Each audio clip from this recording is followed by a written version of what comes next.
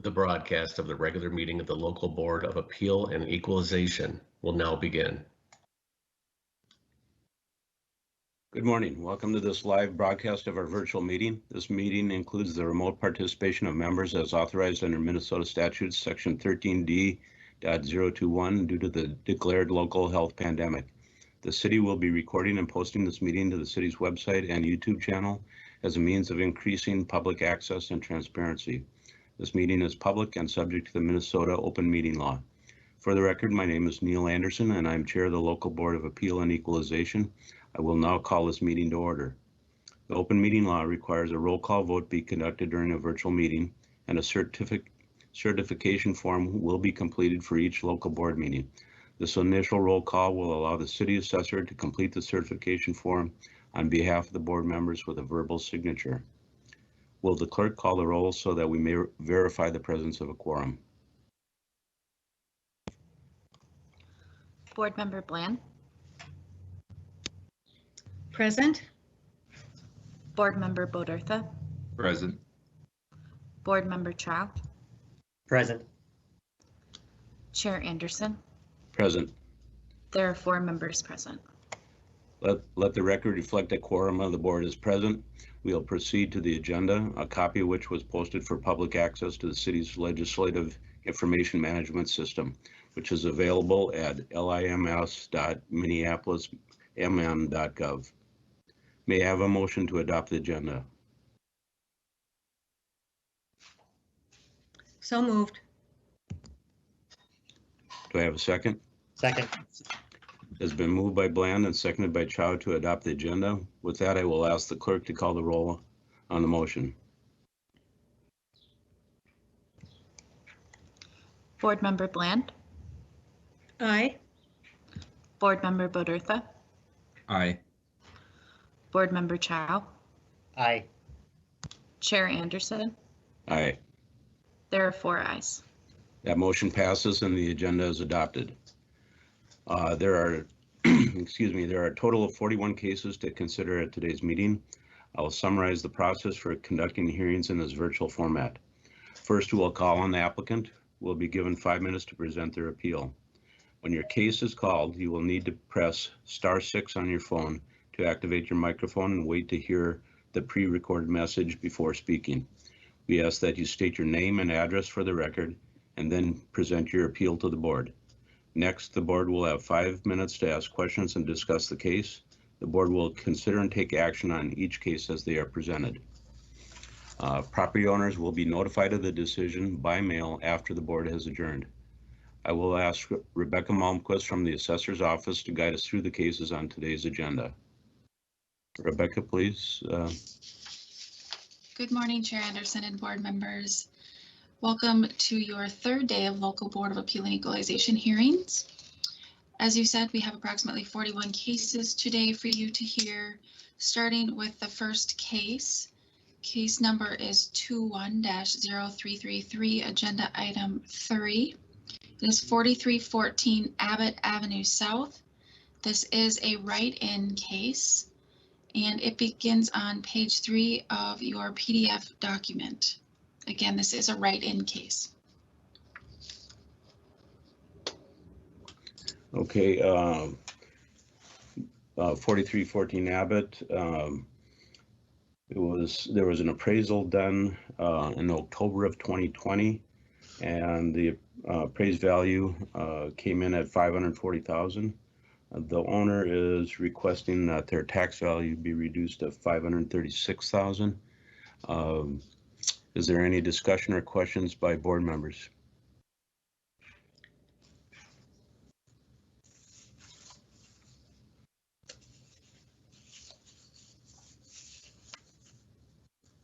Mr. Chair, I find the appraisal is acceptable. It's reasoned enough, and I think the comps were reasonable also. With that, I would make a motion that we reduce the value of the property at 4314 Abbott Avenue South from $555,000 to $540,000 as indicated on the appraisal. Thank you. Is there a second to that motion? Second.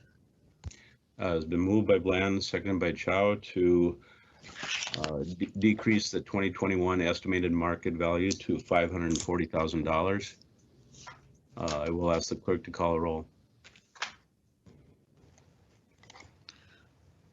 Board Member Bland, Aye. Board Member Bodertha, Aye. Board Member Chow, Aye. Board Member Anderson. Aye. There are 4 ayes. That carries and the motion is adopted. Rebecca? Yes, moving on to agenda item number 4, case number 21-0350. This is a phone-in case. It is 446 St. Anthony Parkway. It is an industrial property. I do believe the caller is on the line. Is the caller for case 21-0350 on the line? You will have to push *6 to unmute. Mr. Tannenbaum, are you on the call?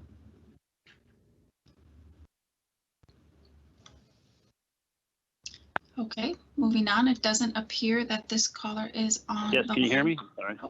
There he is. Chair Anderson. Okay, go ahead, Mr. Tannema. Sure, and I apologize. It's quite early where we are. And I did bring the information home with me, but you do have a copy of our packet, is that correct? Yes, we do. Okay, so generally I've done enough of these types of properties to know the main issues. And one of the issues is it's the right property, the AZV galvanizing plant. Hopefully you'll look over our packet and see that these are generally inferior type buildings as far as class, construction, quality, etc. And I do believe, from what I recall, you can tell me if I'm wrong, but we should have hopefully a cost approach, and do we also have a market sales approach?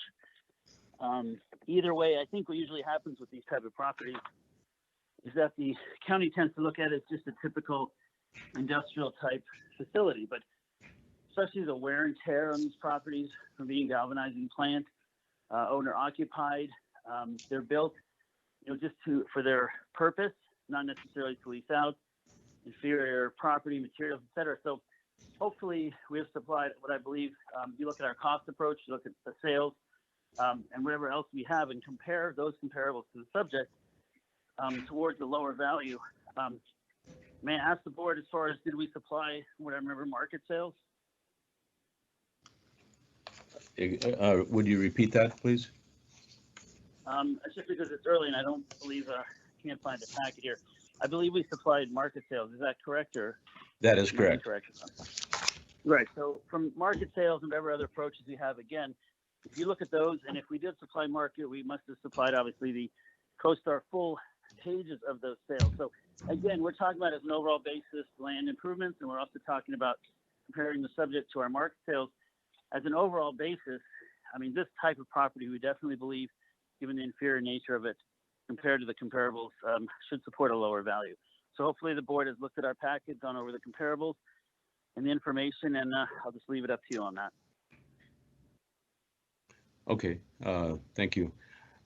Are there any questions or comments from board members? I have a question. I'm seeing the land sales, but I'm not seeing any improved building sales in my packet. Does anybody? Okay, so you're saying on that one we just supplied the cost approach? Does it say we supplied? Do you see any lease comparables, or is it mainly just the cost basis of land sales and improvements? If that is the case, one of the problems is it is hard to compare it to other properties that have sold, and that's why oftentimes we do not include market sales, because it is so inferior. We'd have to make a tremendous amount of adjustments. So it's a difficult property to value. It's just that even given the cost approach on improvements and land, given the exact type of property, we are looking for a lower value.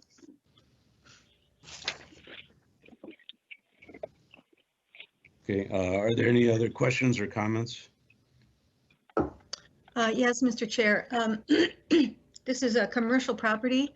I'm a residential realtor. I do not have knowledge of commercial, so I'm not really prepared to make a judgment on this.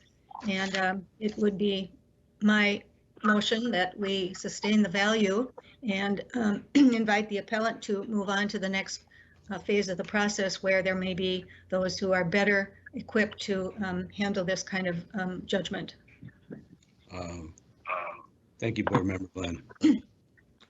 I'd like to say something. This is Steve.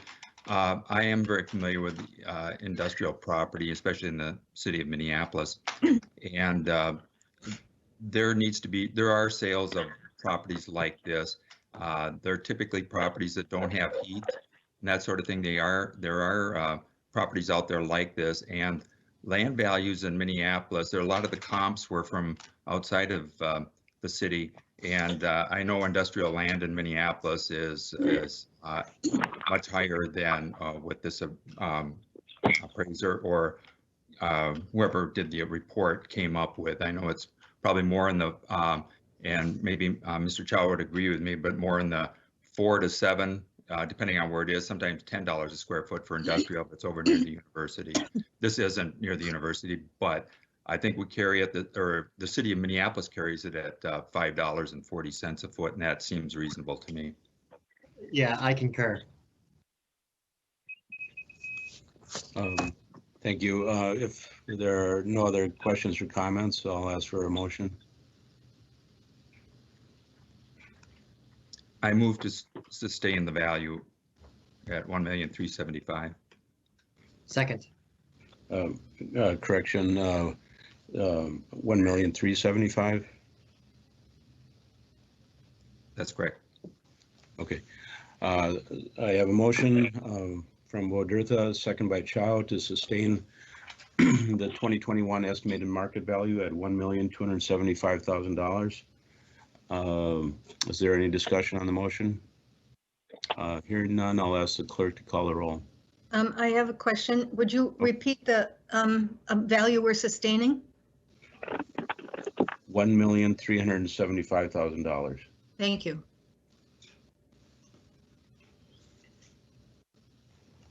Clerk? Board Member Bland, Aye. Board Member Bodertha, Aye. Board Member Chow, Aye. Chair Anderson. Aye. There are 4 ayes. That carries and the motion is adopted. Rebecca, will you please bring up the next case? Yes. Moving on to agenda item number 5, the case number is 21-0365. This is a condominium property located at 317 Groveland Avenue, number 204. Elizabeth Sell is the property owner, and I believe Ms. Sell is on the line. Ms. Sell, you would just need to press *6. Hello, good morning. This is Christopher Selly, Elizabeth's husband. Can you guys hear me? Yes, we can. Good morning. Well, we are appealing because, as you guys have in front of you, our condo was recently reappraised, and the value went from $270,000 to $286,000 for 21 taxes payable and 22. We've owned this condo since May 2018, purchase price of $250,000, and coincidentally, we're also in the process of selling this condo. You should see attached to our form for asking to have it reduced 2 comps that were presented to us by our real estate agent. One is a direct comp, which is 2 floors above us with the exact same floor plan, the exact same square footage, that was sold in December of 2020 at $247,000. And then the second comp is on the first floor, number 117, which was sold at $265,000. Now, with both of these, the one that is unit 404, 2 floors above us, it has upgrades that our unit does not, including a fireplace. It has further away from Highway 94 and the noise, so our balcony is directly looking over 94 east and west near the Lindale on-ramp. And there is a picture with the attachment that we added as well.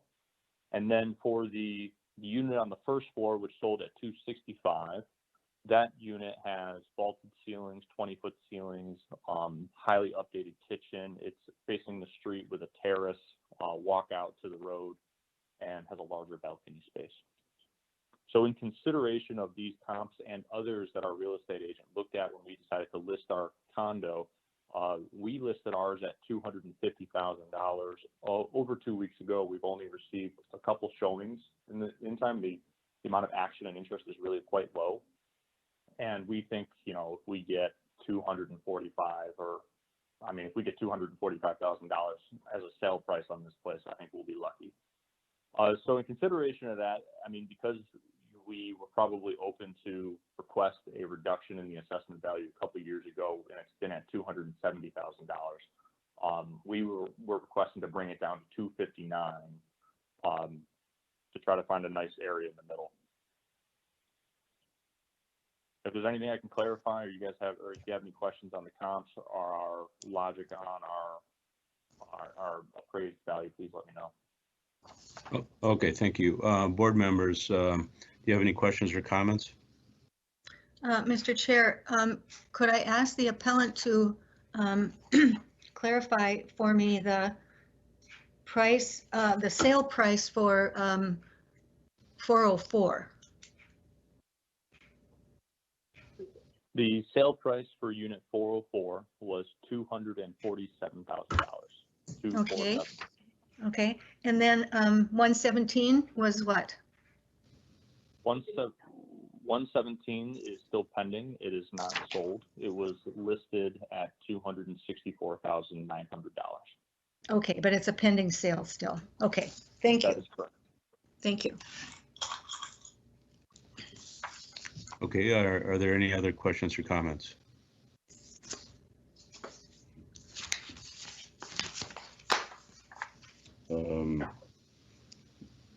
The information presented to me looks reasonable. Can I get a motion here? I move to lower the value to $259,000. Second. Is there, motion has been made by Bodertha and seconded by Bland to decrease the 2021 estimated market value to $259,000. Is there any discussion on the motion? Hearing none, I'll ask the clerk to call the roll. Board Member Bland, Aye. Board Member Bodertha, Aye. Board Member Chow, Aye. Board Member Anderson. Aye, There are 4 ayes. that carries in. The motion is adopted. Rebecca, item number 6. Agenda item number 6, case 21-0366. This is a residential property located at 715 Monroe Street Northeast. It is page 107 in your PDF packet. This is a write-in case. Thank you. The property owner sent in an appraisal dated July of 2019. That amount was for $333,000. They are requesting their property value be reduced to $340,000. Currently, the indicated value is $384,000. From July of 19, obviously, we've had a little bit of appreciation. Are there any other comments or questions by the board?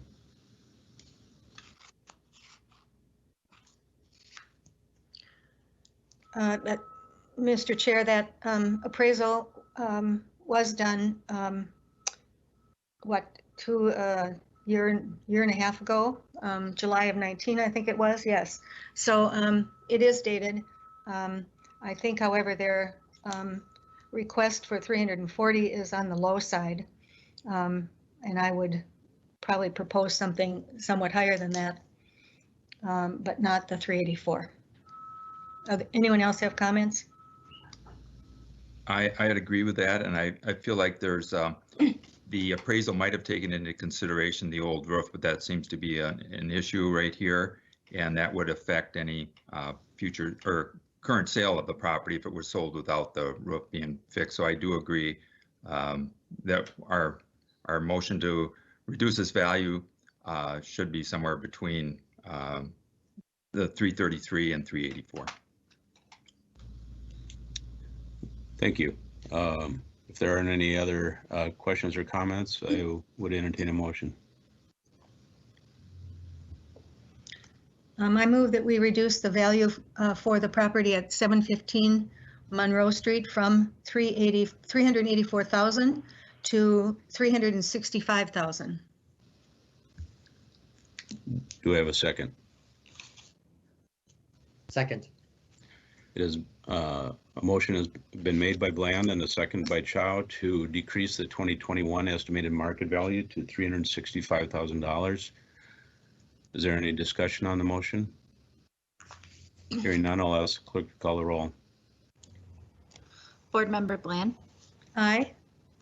Board Member Bodertha, Aye. Board Member Chow, Aye. Chair Anderson. Aye. There are 4 ayes. That carries and the motion is adopted. Rebecca, the next case, please. Yes, moving on to agenda item number 7, case 21-0367. This is a residential property located at 2400 Bryant Avenue South. It is located at page 151 in your PDF packet. The property owner is Sven Schneider, and Mr. Schneider is on the line. Mr. Schneider, you will just need to press *6 to unmute. Good morning. Good Can morning. you hear me? Yes, we can. Please proceed. Wonderful. Yes, I think you have the text I submitted along with an appraisal. I also submitted an updated appraisal from 1 year ago, 2020. Have you seen it as well? Yes, we have them. Wonderful. So yeah, basically, the home we bought was purchased for $955,000. It is the most expensive home that ever sold in this neighborhood. There's only one home that is somewhat comparable. It's on the same block and it sold in 2007 for $700,000. Looking at other properties, there seems to be a distinct divide between homes of like 3,000 square foot in size and houses that are much bigger. For example, our home has a ballroom, which most people don't know what to do with. It also has the original layout of all the bathrooms. So the master bathroom is extremely small. The layout is likewise relatively non-modern, with large rooms that are subdivided. And looking at homes of comparable size in different neighborhoods, which is what we have to do, shows that there are just, the square foot price goes down considerably. For example, most recently, 1788 Fremont Avenue South, Minneapolis, sold for $940,000 on March 2nd. It is much more updated, has updated kitchens, updated bathrooms that are larger, has a more open floor plan. Home was also built in 1901.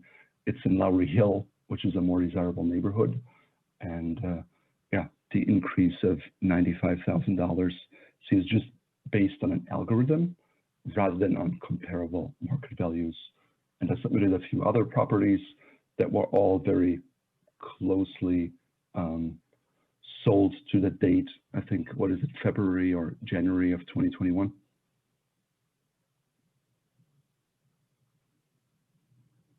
If you have any questions, happy to answer those.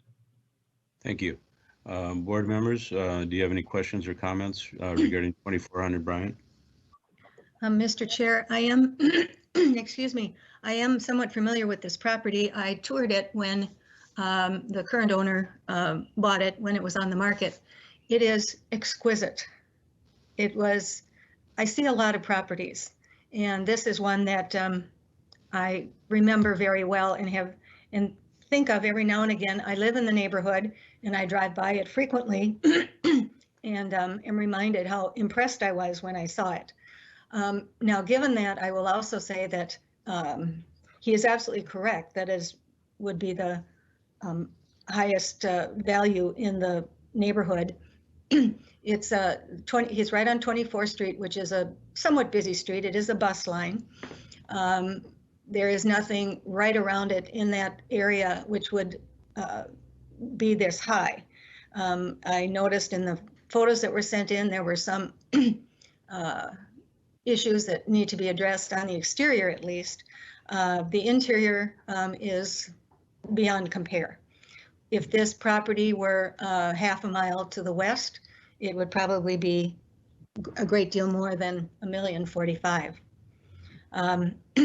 I'm prepared to make a motion, but I'd defer to comments from other board members. Are there any other questions or comments from board members? There is an appraisal from 2019 and I believe an update from 2020. That's correct.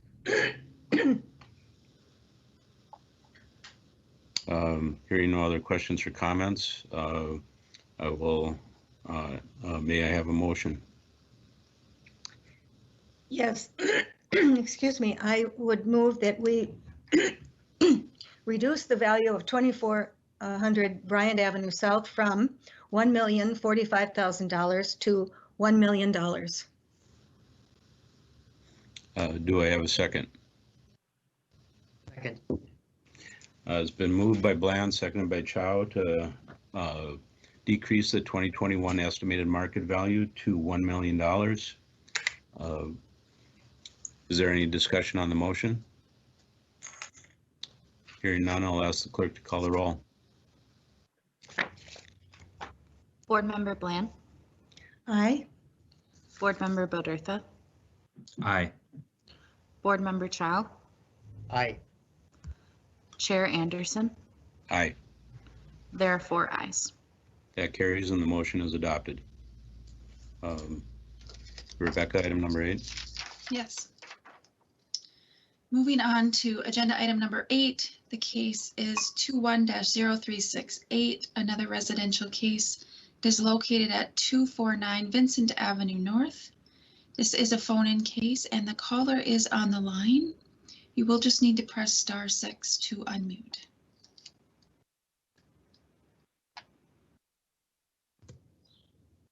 Mr. Zalke, press *6. It's Miss. Can you hear me? Yes. Okay.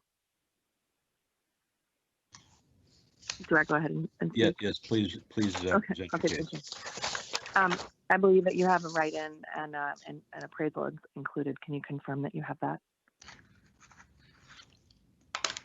Yes, we have an appraisal dated 4/4/20. Great. I bought the house in 2018 for a purchase price of $410,000.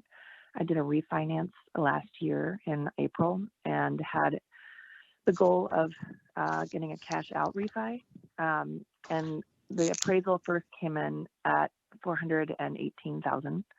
I requested that the appraisal be revisited because I wanted to get more cash out, and it went up to just $420,000. As you can see in the appraisal, that's the final value that was reflected. In getting the notice of what the taxable value was, noting an over 20% increase from the previous year's taxable value, would request that there be considerable revisitation of the appraised value, being closer to that of the appraisal from last year.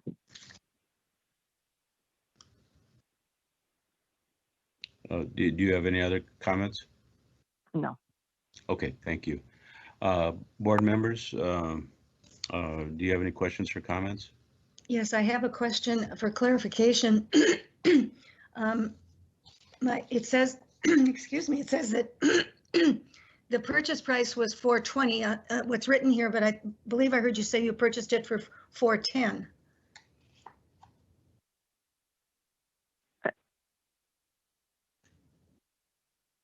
Okay, I think I had to unmute myself. I purchased it in 2018 for $410 and it refinanced for $420. Okay, but your sale price was $410, what you bought Correct. it for. Okay, Correct. thank you, thank you. Are there any other questions or comments from board members? For me, the appraisal looks in order. There was some appreciation in the last half of last year. And I don't know if that should be considered in this or not. Any other questions or comments from board members? Mr. Chair, I would say that the appraisal is a year old, and you are right, there has been appreciation since the appraisal was done. Based on that, I would be prepared to make a motion if no one else has comments or questions. May I have a motion, please? I would move that the property at 249 Vincent Avenue North, the value should be reduced from $466,000 to $440,000. Thank you. Do I have a second? Second. It has been moved by Bland, seconded by Chow to decrease the 2021 estimated market value to $440,000. Is there any discussion on the motion? Hearing none, I'll ask the clerk to call the roll. Board Member Bland, Aye. Board Member Bodertha, Aye. Board Member Chow, Aye. Chair Anderson. Aye. There are 4 ayes. That carries and the motion is adopted. Rebecca, item number 9. Yes, item number 9. Case number is 21-0369. This is a residential case located at 4637 43rd Avenue South. This is a write-in case. It is located page 237 in your PDF packet.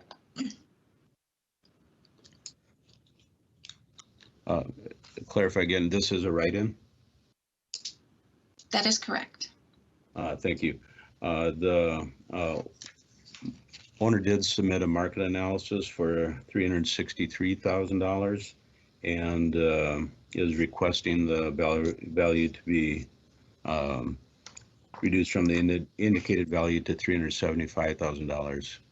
Are there any questions or comments regarding the information provided? Yes, Mr. Chair. I didn't mind the the analysis, but I would have preferred to see something more than 1.5 and 2-story homes when the subject was a 1-story home. That was the only thing that kind of held me back a little bit on the value that they came up with. Thank you. Please, board members, please remember to turn your cameras on when you speak. Are there any other questions or comments? Mr. Chair, I would agree that the evaluation, the homes that were chosen for comparables were not really comparables and weren't very convincing, I guess.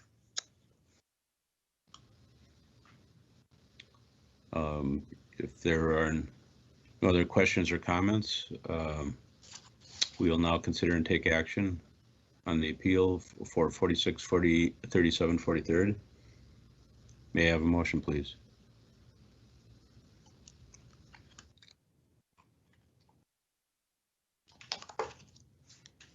I would move to sustain the value at $417,000. Thank you. Is there a second? Second. It has been moved by Bodertha, seconded by Bland, to sustain the 2021 estimated market value at $417,000. Is there any discussion on the motion? Hearing none, I'll ask the clerk to call the roll. Board Member Bland, Aye. Board Member Bodertha, Aye. Board Member Chow, Aye. Chair Anderson. Aye. There are 4 ayes. That carries and the motion is adopted. Rebecca, item number 10.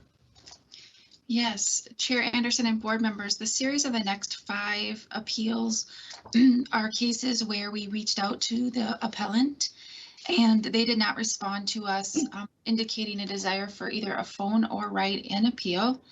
And so we are presenting these as non-confirmed cases to you. The first one, agenda item number 10, case 210370 is an apartment property located at 1827 LaSalle Avenue. Thank you. From what I was able to review, there was just a one-line complaint with no additional information. Unless someone has additional comments on that, I will ask for a motion. I move to sustain. Is there a second? Second. Second. I have a second and a third. Motion by Bland, seconded by Bodertha and Chow, to sustain the 2021 estimated market value at $3,020,000. And is there any discussion on the motion? I'll ask the clerk to call the roll. Board Member Bland, Aye. Board Member Bodertha, Aye. Board Member Chow, Aye. Chair Anderson. Aye. There are 4 ayes. That carries and the motion is adopted. Case 10. Actually, we are moving on to item number 11. 11. Case number 21-0371, another apartment property located at 2103 Pleasant Avenue South. This is on page 260 of the PDF in your packet. Thank you. We have the same lack of information on this property. Unless there's any discussion, I will call for a motion. I move to sustain.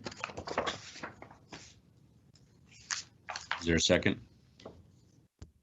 Second. Second that. It's been moved by Bland and seconded by Bodertha to sustain the 2021 estimated market value at $704,500. Is there any discussion on the motion? Hearing none, I'll ask the clerk to call the roll. Board Member Bland, Aye. Board Member Bodertha, Aye. Board Member Chow, Aye. Chair Anderson. Aye. There are 4 ayes. That carries and the motion is adopted. Rebecca, item number 12. Agenda item number 12, case 21-0372. This is a residential property located at 301 22nd Street West. This is located on page 272 of your packet. Thank you. Same situation as the previous two, just no information provided, impossible to make any determination. Unless there's any discussion, I'll call for a motion.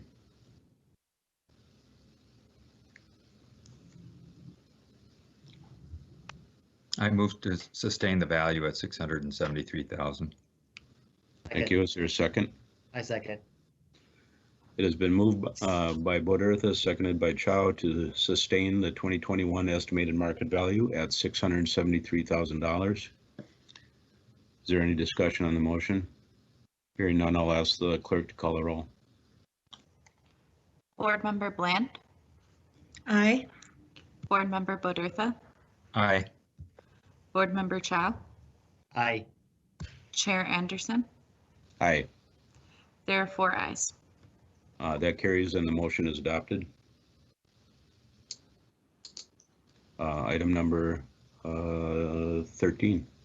Yes, case number 21-0391, a residential case located at 4928 Logan Avenue South, on page 284. Is this write-in or is or unconfirmed? Unconfirmed case, Chair Anderson. Thank you. With this particular property, there were no comps or appraisal provided. The applicant did say they sent photos to Adam Swart.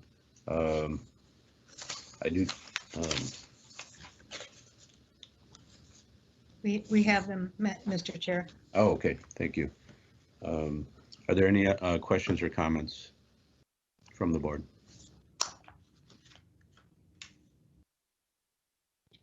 Mr. Chair, I found nothing here that was compelling to make any kind of decision other than to sustain the value.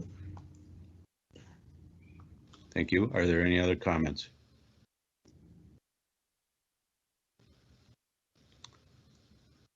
Hearing none, we'll now consider an act on the appeal for 4928 Logan. May I have a motion, please?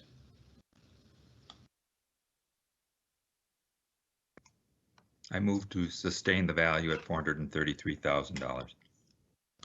Thank you. Is there a second? Second. It has been moved by Bodertha, seconded by Chow to sustain the 2021 estimated market value at $433,000.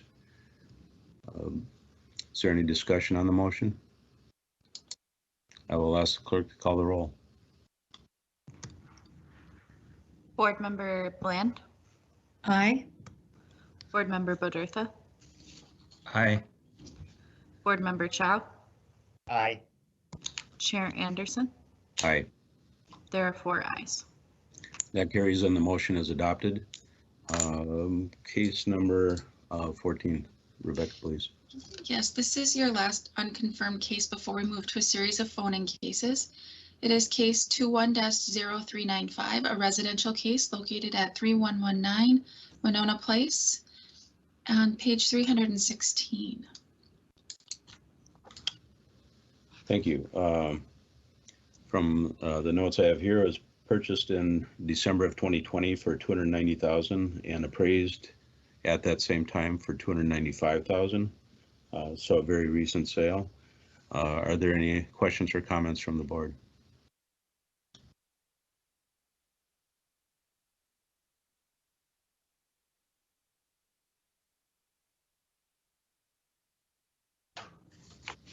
If there's no questions or comments, we'll now consider act on the appeal for 3119 Winona Place. May I have a motion, please? I move to reduce the value to $295,000. Is there a second? Second.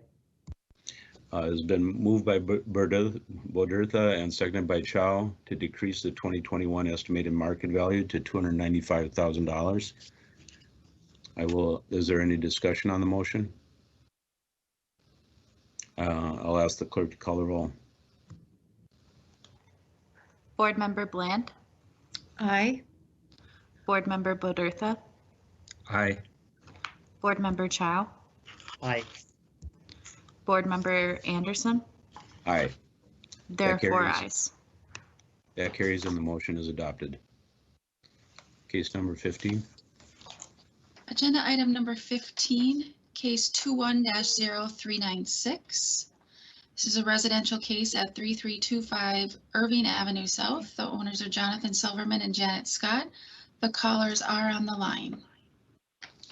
Hi, this is John Silverman. Can you hear me? Yes, we can. Please proceed. Okay, thank you. Okay, so this is for 3325 Irving Avenue South.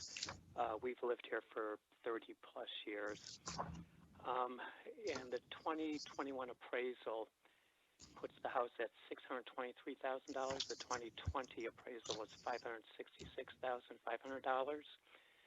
So that's an increase of $66,500. And I did include some photos. I'll just go through some notes real quick, if I may. So our house is about 1,800 square feet, and it's about 800, a little over 800 on the first floor, a little over 600 on the second floor. And we finished the third floor, which is 300 square feet. So, and our lot is narrower than most of our neighbors, and our house is smaller as a result. But this is a neighborhood that's got a lot of variability. So it's a mixture of single family and duplexes and some apartment buildings, and a mixture of larger and smaller houses. And so we're on the smaller side.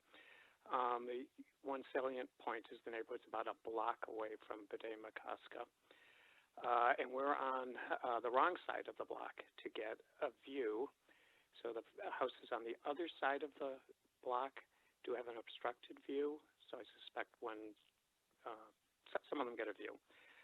Okay, and there have been on the other side of the block a few tear downs of some houses and newer homes built. And so there's a big difference in home quality on our side of the block and the other side.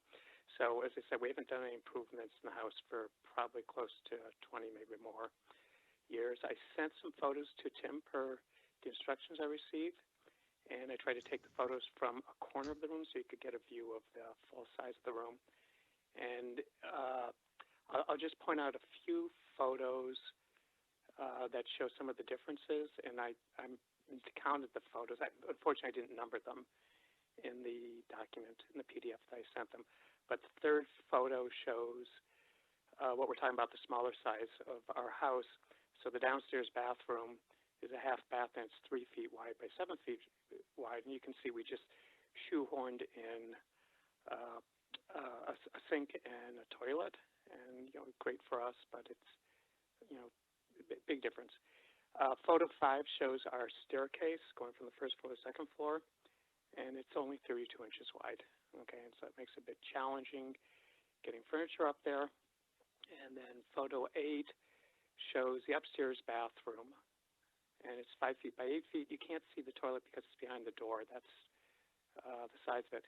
And I showed bathrooms just because from what I saw, it seems people show bathrooms, and the newer ones have, or the ones that have had significant work done, have a lot more work done on.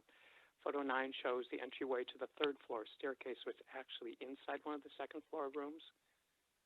Okay, and so you can see how you have to walk through there, and so that's a bit of an obstruction. And then photo 10, unfortunately these aren't in order, shows the upstairs hall, and that's looking from the bathroom to the 2 bedrooms in the front that I showed also photos of. And then photo 12 shows a third floor that we finished, and you can see we've got the knee walls and the slanted ceiling. So while it's 300 square feet on the floor, it's smaller than that. Okay, so then I don't have an appraisal, but I did look at some recent sales, and one that's for sale, and I put that underneath the evidence section. And so 3229 Irving Avenue South sold in January for $575,000. I should say the information I got off of Realtor.com and confirmed on Zillow.com. Okay, and it's listed as having 4 bedrooms, 3 baths, 22,653 square feet. Now, my wife was in that house, and so I know it has more potential than our house, but our house, we've kept it a little better up. Okay, and so to me, that's the most salient one. If I look at square feet, it's much bigger than us, but if I look at upkeep, we've done a better job. 3244 Irving Avenue South sold in November for $599,000. This is a corner house, okay? So it's right on 33rd Street and Irving, and so it has a little bit of a view of the lake, probably more than the ones that are mid-block. Okay, and it's on the other side of the block, as I mentioned. So it's 3 bedrooms, 3 baths. I'm sorry. You just have a minute left here, so please wrap it up. Okay, so it has 2,008 square feet. So it's comparable in size, but it's got that view of the lake. And then the last one I'll point out is there's one for sale, 3141 Humboldt, for $599,000. It's a little bigger, 2,416 square feet, 4 beds, 2 baths. And so that's what I was trying to point out. We're smaller, we're mid-block with the other side of the block. And so I guess I'll stop there if you've got questions. Okay, thank you very much. Are there any comments or questions from board members? I was unable to access the photos. They weren't in the packet, but they're in the team folder. If someone has been able to look at them and then comment, please. Thank you. Mr. Chair, while I would agree that the increase in value over the previous year is somewhat substantial, the information provided does not serve to convince me that it is not, that we wouldn't sustain it. I would certainly like to see something more fleshed out about the comparables. And, I would not be prepared to do anything but sustain this value at this point. And perhaps the appellant would want to move on to the next step. Thank you. Are there any other questions or comments from board members?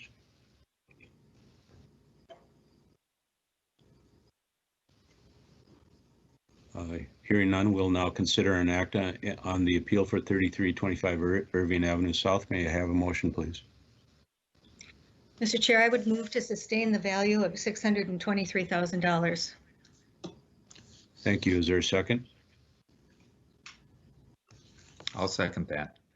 Motion has been made by Bland, seconded by Bodertha to sustain the 2021 estimated market value at $623,000.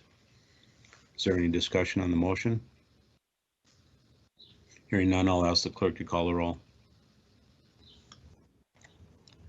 Board Member Bland, Aye. Board Member Bodertha, Aye.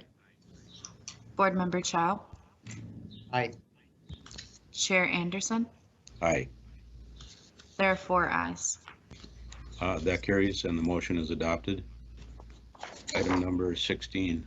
Rebecca? Chair Anderson and board members, we are now moving into our 10 to 11 a.m. session. We are running slightly ahead of schedule, however. I will note that for item number 16, case 21-0397, it does not appear that our caller has joined us yet. But as I mentioned, we're running slightly ahead of schedule. But I do believe we can wait, or we can move to a caller that is here. I know we didn't want to get out of order, so I'm just asking, what is the pleasure of the board? Please go ahead with the caller that's in the queue. Okay, then that is case number 19, board members. Oh, well, that caller is just joining right now, Chair Anderson, so I think maybe we should let them in so we can stay in. Thank you. I'll just wait for our staff to admit them from the lobby. Okay, so I'm going to just start over there. We are just beginning our 10 a.m. to 11 a.m. session, beginning with agenda item number 16. It is case 21-0397, a residential case located at 3837 Chicago Avenue South. And the caller is on the line, is a phone-in case, and it's on page 355 of your PDF document. Caller, you will just need to press *6 to unmute.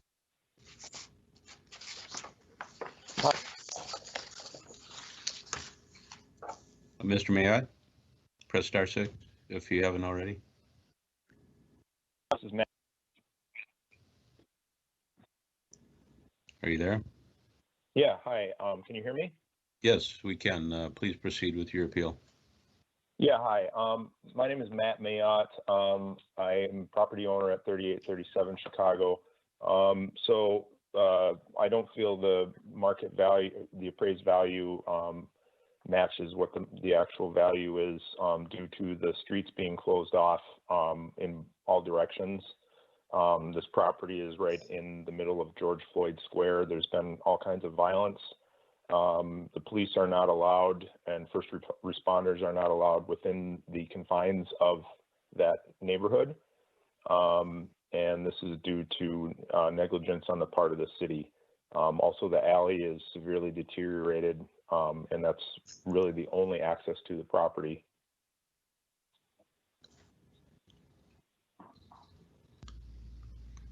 Do you have any other comments or questions about that?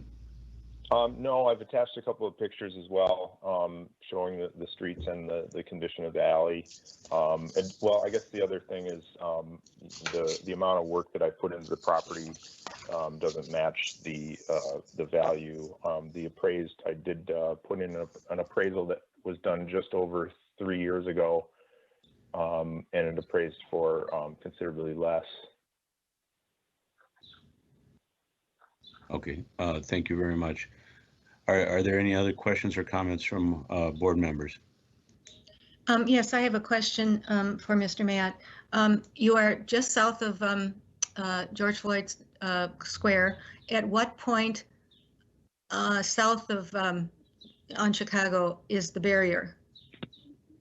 It's on 39th Avenue. Okay. Thank you. Yep. Are there any other questions or comments from board members? I'm also very familiar with the area, drive by it several times a week. It has been extremely disrupted for the property owners through there. I'm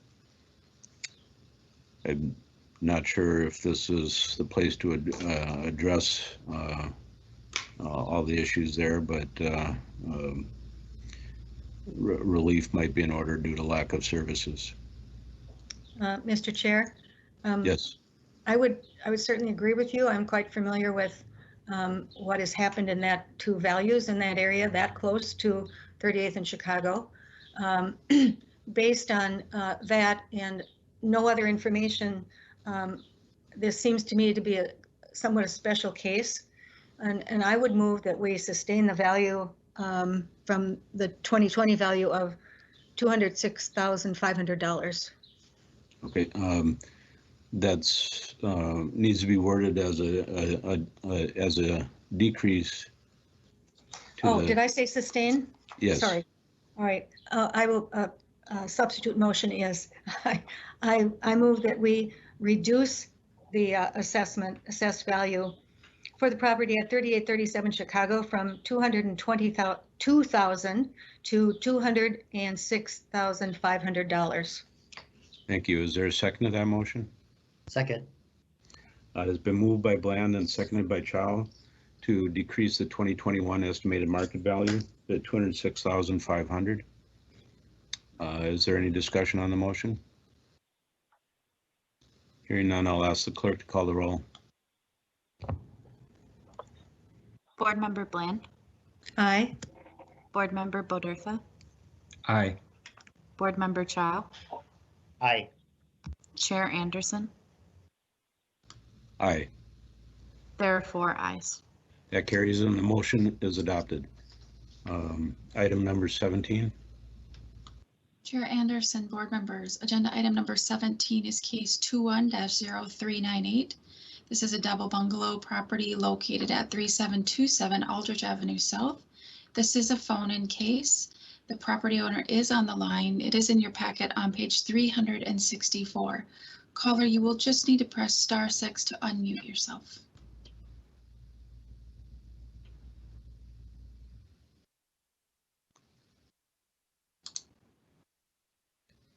Greetings. Can you all hear me? Yes, we can. Please proceed. Hi. Yes. Good morning. Please let me know how you would like me to proceed. I haven't done this process. Provide whatever evidence you have or additional comments that you want to make about your property.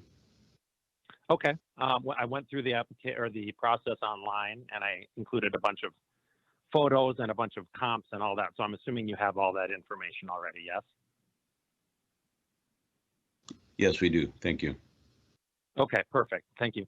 So I just wanted to touch base, and I included everything in that process that I was after I had talked with the assessor, and he explained to me how the process works and to go through that and to include all the information and comp values for the area to the best of my ability, and also information about the condition of the property. I can answer additional questions if you want, or I can sort of go through the same information I already put in that online process. So I don't want to take any additional time of yours that's not needed to be taken unless there's something specific that you all would like me to address today. Well, you have 4 minutes remaining in which to present the case. I would recommend that you use some of that to provide some clarification to your information. Okay, I will happily do that. The main issue that we have with this property is it's an ancient house that was converted kind of poorly into a pseudo duplex at some point in its history. I'm guessing it may have been the property that was like a farmstead property or something here, because it has no basement, has a foundation that the house was built on that's crushed, that's kind of falling apart all around it, and the property is sinking in. So it's really kind of a property that's been through, spit and Band-Aids, kept together apparently over the years. And at this point, it's a functioning property, but it's, if it were to sell in this market, it would certainly be a tear down property.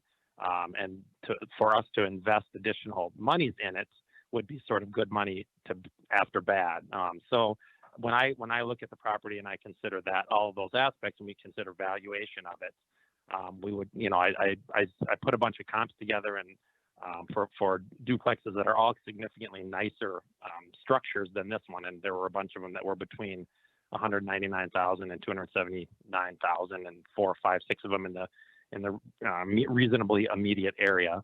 And then I tried to find some comps for tear down value, and I could find a couple that were listed at about 250 or 225 or 200 for the property, for the lot. And then obviously you have, tear down and disposal, costs involved. So I was trying to put all of that information together and kind of come up with a number that felt like a reasonably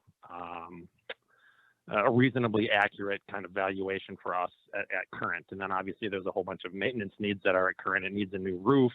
The foundation, like I said, you have pictures of it. It's destructed all the way around. There's no insulation in the property because there's no basement. So we have pipe issues every year. There was a addition put on the back of the property to put in some mechanicals, that because the property obviously didn't have indoor plumbing at some time in its original construction. So that area is not insulated, and it's falling into the cistern. So I mean, there are significant issues with this property that certainly affect the valuation. Our question is, when the city assesses the value on it, is there a recourse for a property owner to say, hey, if you think it's worth that much, can you please come and give us a check for that, and we'll leave tomorrow? Because we would happily do that at the proposed value. And I assume that's not a system in place, but it should be, if it's a market-based system, then I guess that's an expectation that we would have, that maybe there was that kind of system. And again, if there is, we would love to sell the property for that, proposed value to you, and we would leave tomorrow, and it would be wonderful for us. So like I said, we're just sort of keeping it going and trying to keep it in condition that's functional. But in terms of a market valuation, I think it's significantly, as the information that I shared puts it at a significantly lower level than what you guys have it at, what you have proposed. And I told the assessor I was actually going to call last year when the number went to where it did, because it was significantly higher, and we just didn't do it and didn't get around to it just because life is busy. And then this time when it cranked up again, we said, well, we have to make sure we go through that process this year.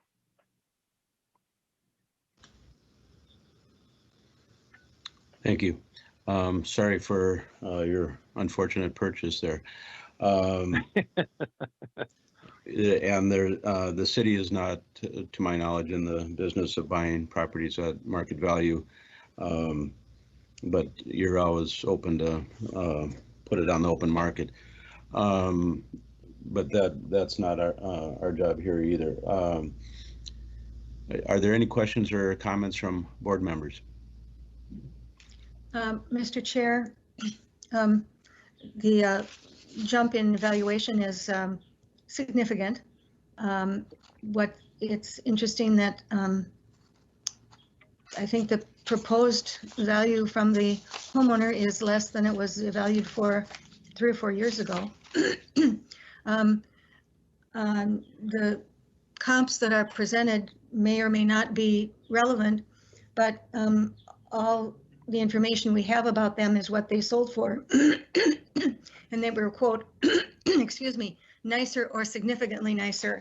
And that's not really enough information for me to go on as to whether or not these comps are relevant to the situation. So I would not be able to make any determination other than to sustain the value and encourage the property owner to go on to the next step and perhaps provide some somewhat more helpful information. Thank you. Are there any other comments from board members?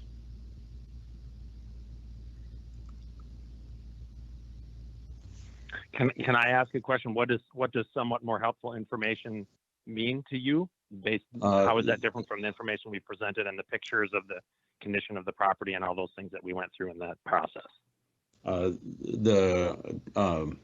It's helpful to have square footage, photographs, even the listing information of the comparable properties, so we can see sales dates, square footage, condition of the comparable properties. There is a secondary part of this process that if we move forward and sustain the value and you're not satisfied with that, you can continue the process to a county level and provide additional information. The city will work with you with that information needed.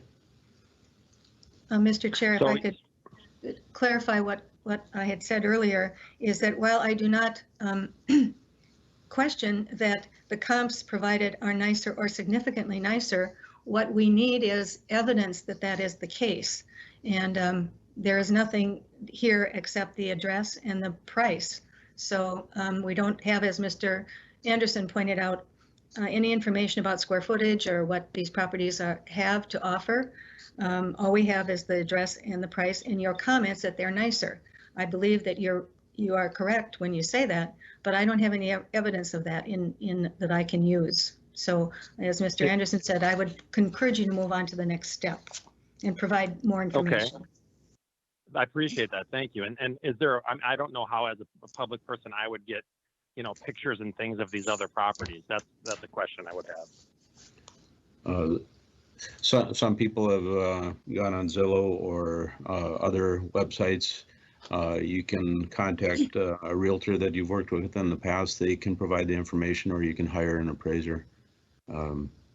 Those are all acceptable. Okay. All right. So are you saying that you're going to leave the value now at the proposed new value as opposed to we have to request a motion from the board, and if the value is sustained, then you can take or even if it's lowered and you're not accepting of it, you can take it to the next level. Okay. Okay. Hopefully be successful in your appeal at that point. Okay, makes sense. Thank you. Thank you. We'll now consider an act on the appeal for 3727 Aldridge Avenue South. May I have a motion, please? Mr. Chair, I move that we sustain the value at 3727 Aldridge Avenue South at $369,000. Do we have a second? Second. I'll second that. A motion has been made by Bland and seconded, I believe, by Chow, to sustain the 2021 estimated market value at $369,000. Is there any discussion on the motion? Hearing none, I'll ask. Oh, excuse me. Can I ask one quick question? Yes. Would there be an option to have you all come out and take a look at the property? I mean, from that perspective. You can have the city assessor can come out as board members. We're not paid to do that, nor have the time to do that. But the assessor can do that? You can talk to the assessing department during COVID times. I don't know what their policy is presently. Okay, because I'm disappointed that you're accepting that big jump, like you said, with all of the information I've already given you. So I would at minimum expect you to leave it at where it was before, or lower it down to the price where those other ones sold. So I guess that's the disappointment that I have in this process. Well, from our standpoint, it's impossible to make a decision with the lack of information provided. So I'm sorry that we can't rule any differently at the present. And I wish that you have luck in the next stage of the process. We have a motion and a second. I will ask the clerk to call the roll. Board Member Bland. Aye. Board Member Bodertha. Aye. Board Member Chow. Aye. Chair Anderson. Aye. There are 4 ayes. That carries and the motion is adopted. Item number 18. Chair Anderson, agenda item 18 is case 210399, residential case located at 4409 Grand Avenue South. The property owner had not responded to our notification about a phone in or write-in call. And so it's a non-confirmation case on page 374. Thank you. From what I see here, it was a 10-word appeal. And that's it. No other information provided. Unless someone else has any comments, I will ask for a motion. Mr. Chair, I certainly wasn't convinced by the information that was provided. As you said, a 10-word appeal, house a block away with 2 bedrooms and 1 bath. That's it. What does that mean? So based on that, I'm prepared to move that we sustain the value at 4409 Grand at $275,000. Is there a second? I second. Thank you. Motion has been made by Bland, seconded by Chow to sustain the 2021 estimated market value at $275,000. Is there any discussion on the motion? Hearing none, I'll ask the clerk to call the roll. Board Member Bland, Aye. Board Member Bodertha, Aye. Board Member Chow, Aye. Chair Anderson. Aye. There are 4 ayes. That carries. The motion is adopted. Case number 19. Mr. Chair, could I Yes. ask that we take the time now to have our break that we haven't had yet? That will be fine. Rebecca, how do we? Actually, I need to defer to Jackie in the clerk's Jackie. office about the break. We do have callers on the line. Could we take like a 2-minute? Mr. Chair, thank you. I was having technical difficulties, but I'm back. I've rejoined the meeting. Okay.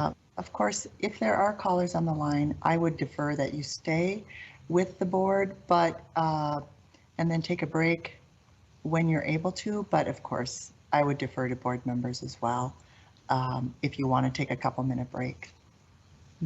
At this point, it's 10:13. I propose a 3-minute break.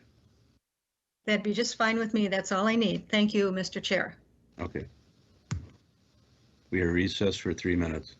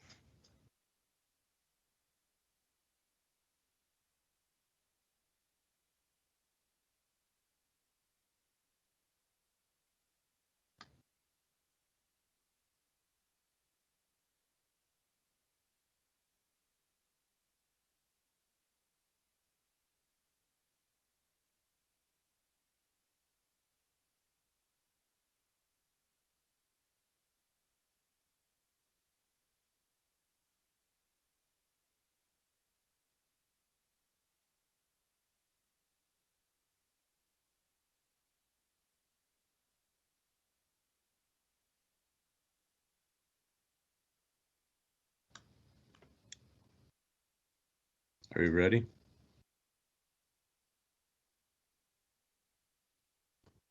I'm here. I'm here. I'm here.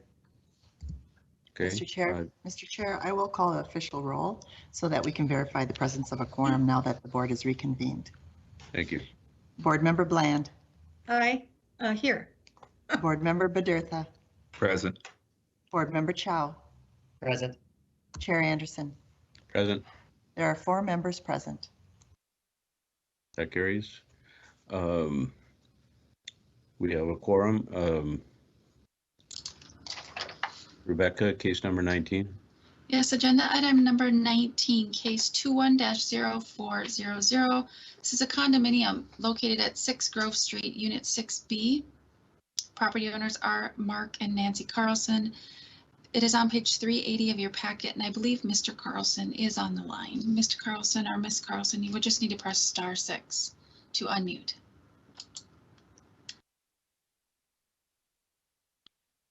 Can you hear me? Yes, we can. Please proceed, Mr. Carlson. Yes, thank you for taking my call. And I apologize. I'm in Boston visiting my grandchildren I haven't seen since August of 2019 due to COVID, and I don't have my materials with me, so I'm going to do the best from my memory. I reside at 6 Grove Street, number 6B, in our 18-unit historic Grove Street flats that was renovated in 1982 and originally built in 1877, and it is on the National Historic Registry. Of the 18 units, there are 8 units across the top, and I realize the floor plans that I provided to you are at best difficult to read, but they're from the original founding documents of the association, the best I have of floor plans. The 8 units on top have about 200 square feet more than I do. They have better views of the river, downtown Minneapolis, and they also have rooftop decks. I reside in the B units, which there are 8 B units.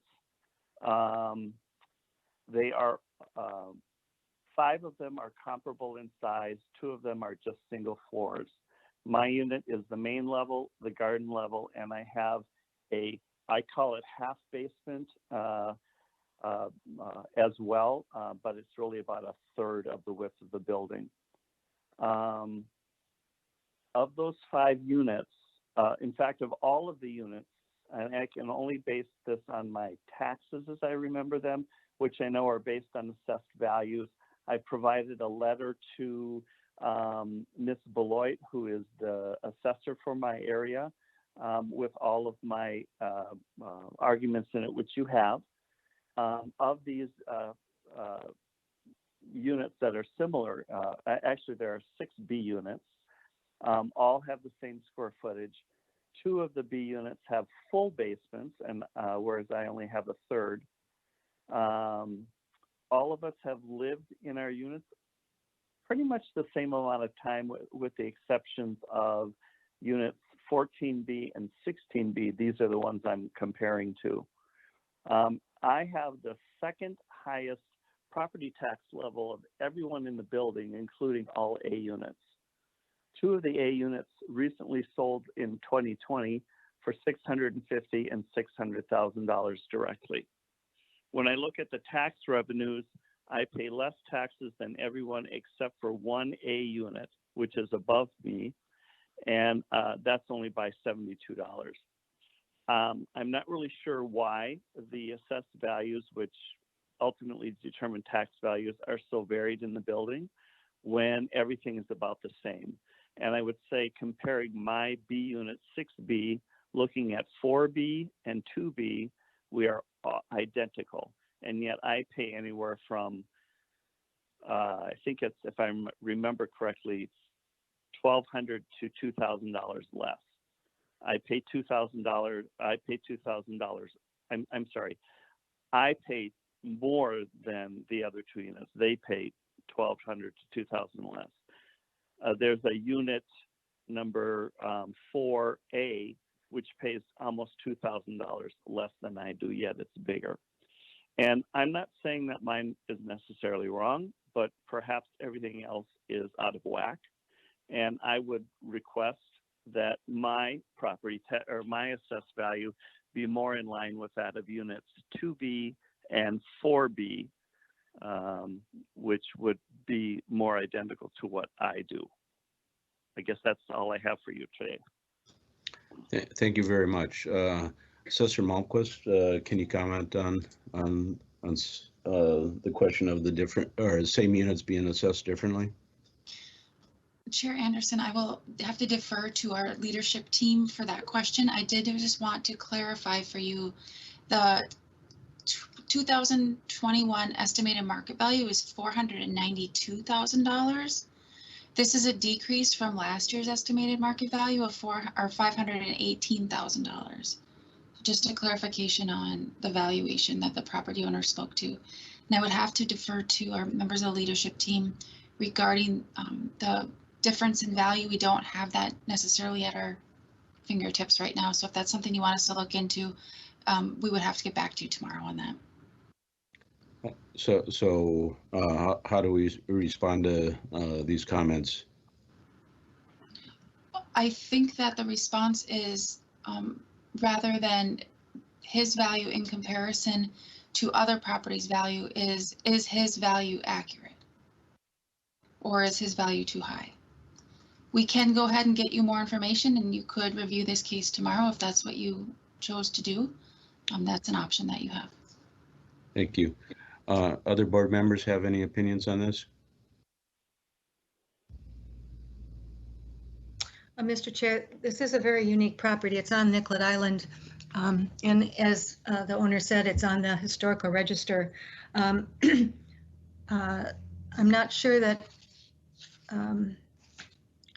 the values that the other properties in that building are at would necessarily reflect what this one should be, simply because we're talking about, there's also the question of what's updated, and while they're very similar properties, there are differences, as he pointed out, in what people have. The fact that part of his unit is a garden level leads me to think that there would be a lesser valuation there, but not having seen the unit, it just strikes me that this is the kind of property that really needs a much closer look by the appraiser, by the assessor, to be able to determine what the value is. And as Ms. Malmquist pointed out, the value has been dropped from the 2020 value, and it's actually even slightly lower than the 2019 value. Yes, I see that. I also, agree with the property owner that the difference here seems a lot, but the information provided isn't enough to make a decision here today. But if we sustain this, Rebecca, will the appellant have a chance at the next level to have the assessor look at the property and assist in this process? Yes, of course, Chair Anderson. Thank you. Are there any other questions or comments?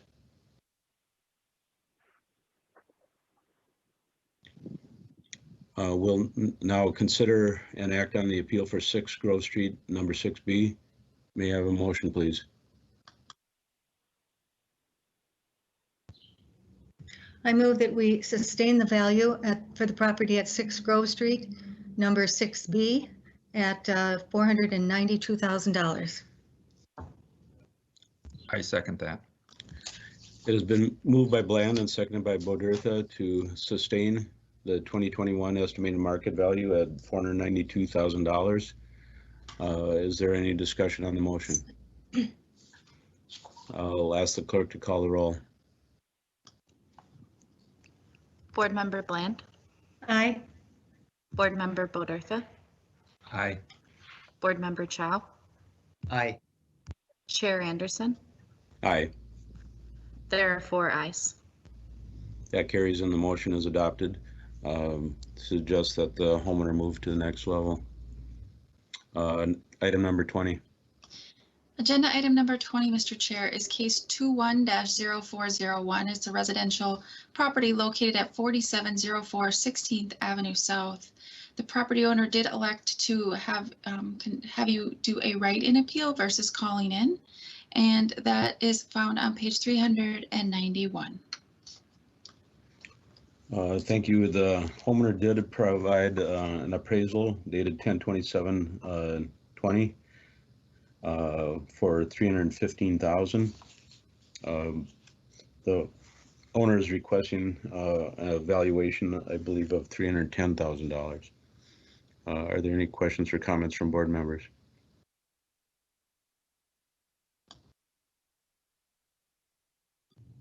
Mr. Chair, I didn't see any rationale for the $310,000, unless I missed it.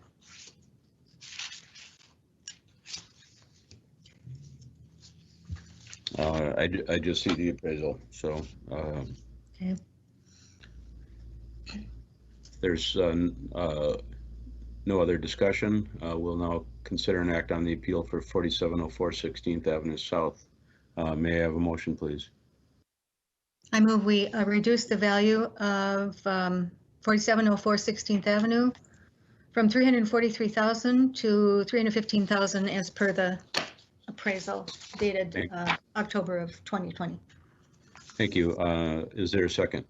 I second. It's been moved by Bland, seconded by Chow to decrease the 2021 estimated market value to $315,000. Is there any discussion on the motion? Hearing none, I'll ask the clerk to call the roll.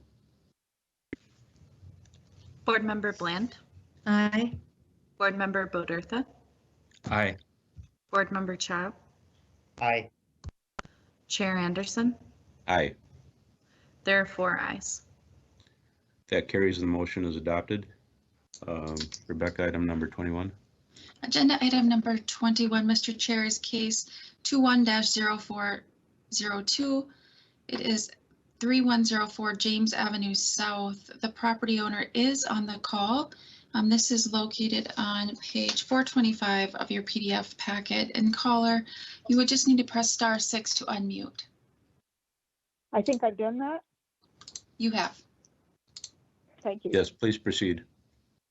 Oh, thank you very much. I'm Sylvia Manning. I'm the property owner. Thank you for affording me this opportunity and taking your time to do this. When I got my assessment, it was an increase of 10% over the year before. And for a minute, I thought, well, that's great. Maybe the value has gone up. But then I thought about it and I thought it's impossible. So I started to do the research, which I submitted with my materials.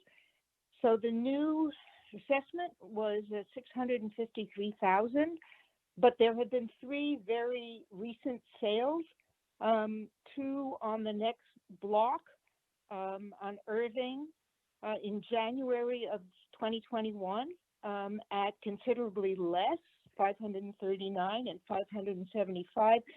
And these are both houses with more bedrooms and more bathrooms. And then the house just across the street on James Avenue sold in February for $600,000, and it has the same number of bedrooms, but it has 3 baths, and my unit actually only has 1.5 baths. I noticed on the chart I submitted it said 2, and I only noticed that this morning, so I'm sorry, I don't know why that is, but it's really only 1.5 baths. So I just couldn't see how 653 made any sense in light of 539, 575, and 600. And then I thought of 2 things, actually. One is that these 3 sales may have happened after the assessment was done. I don't know when it's done exactly.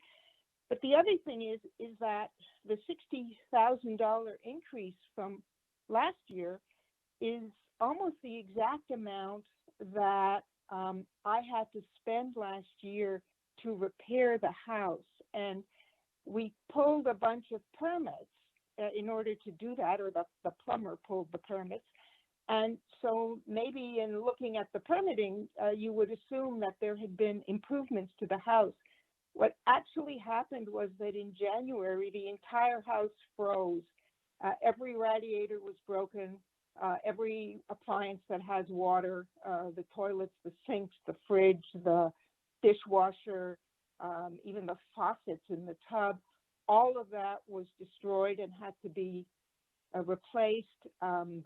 The floors on the ground floor were ruined, and there was wall damage because of the pipes that froze inside. So we did spend a lot of money, but the house is not at all improved. It's just brought back sort of to where it was.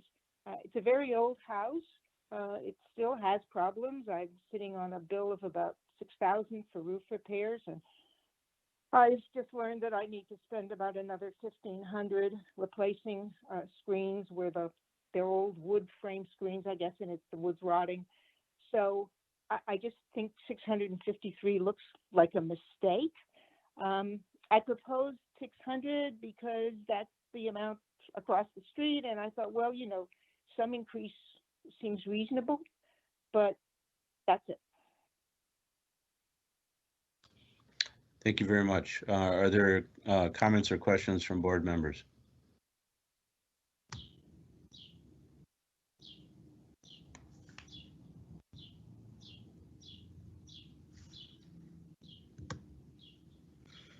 Mr. Chair, I would note that the permits that were pulled all indicate what was going on, and they state that it was frozen heating lines and radiators and plumbing freeze damage, and so it was pretty clear that although there were permits pulled, they weren't for upgrades. They were simply for repairing the damage.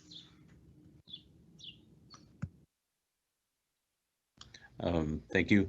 Are there any other comments or questions? Yes, Mr. Chair. I did notice that those permits were on the field card, and there was also no new improvement included in the assessment. So therefore, I would guess the assessor did not add any value for the improvements that were made. Thank you. Are there any questions or any other questions or comments? We will now consider an act on the appeal for 3104 James Avenue. May I have a motion, please?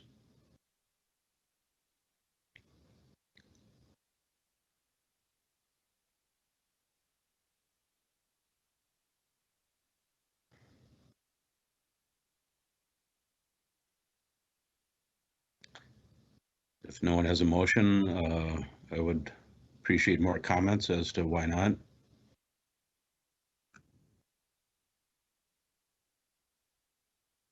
Do you want comments from me? No, I'm looking for board members to take action here. Thank you. Okay, sorry. Mr. Bodertha, your mic is muted. Sorry, thanks. I noticed she did mention a few sales in that, but I have no other information about sales and comparables. To make a decision on what to do with this value, there's nothing to compare it to, in a sense, size of other properties or number of rooms and date of sales and that sort of thing. Thank you. I did submit that.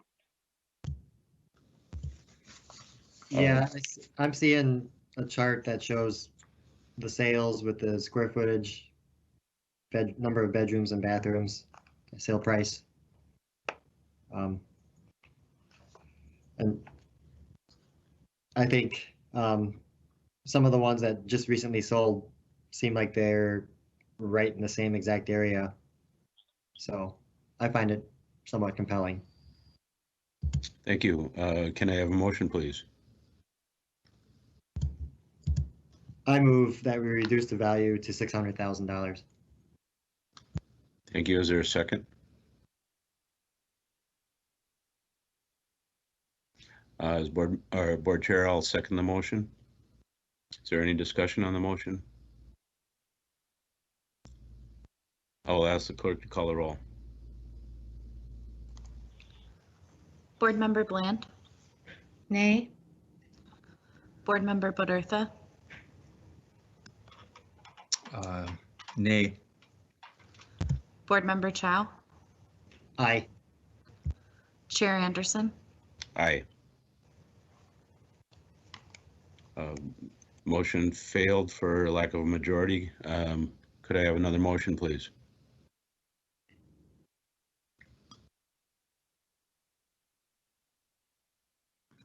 When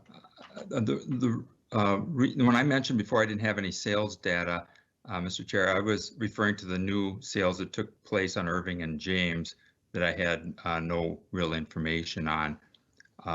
So I will defer to others on the board for a value on this property.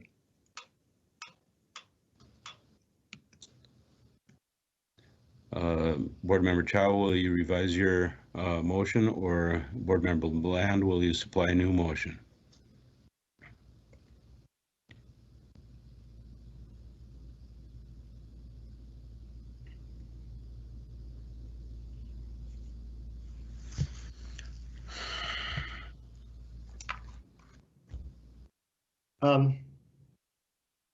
Yeah, I guess I'm not prepared to make a different motion right now. Okay, Board Member Bland.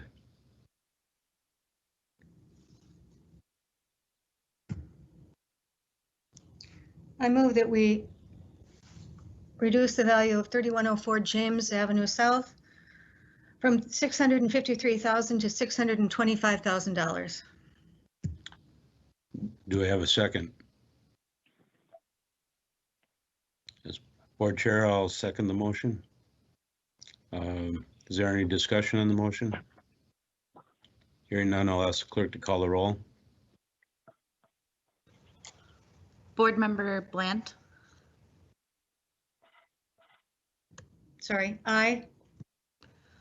Board Member Bodertha, Aye. Board Member Chow, Aye. Chair Anderson, Aye. there are 4 ayes. Thank you. That carries. The motion is adopted. Rebecca, case number 22. Chair Anderson, agenda item number 22, case number 21-0407, a condominium located at 600 South 2nd Street, unit number 108. This appellant did not respond to our request to schedule a write-in or phone-in appeal. So it's a non-confirmation case. It's on page 446 of your packet. Thank you very much. I've sold in the building. I agree with the property owner, but since they've not chose either option, I'll call for a motion. Mr. Chair, I vote to sustain the value at 600 2nd Street South, number 108 at $825,000.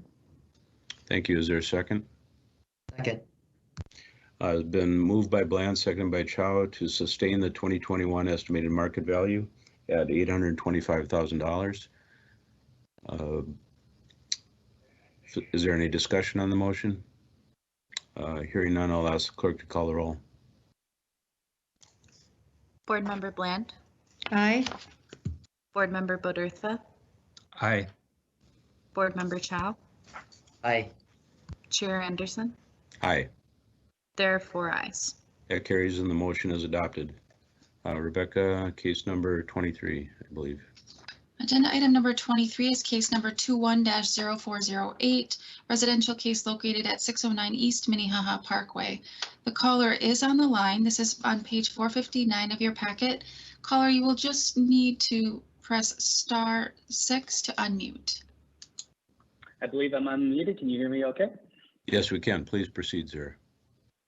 All right, thank you. Good day. My name is Dash Miller. I'm a property owner of 609 East Minnehaha Parkway. My appeal today is based on the sale of the house in November of 2019 for $505,000.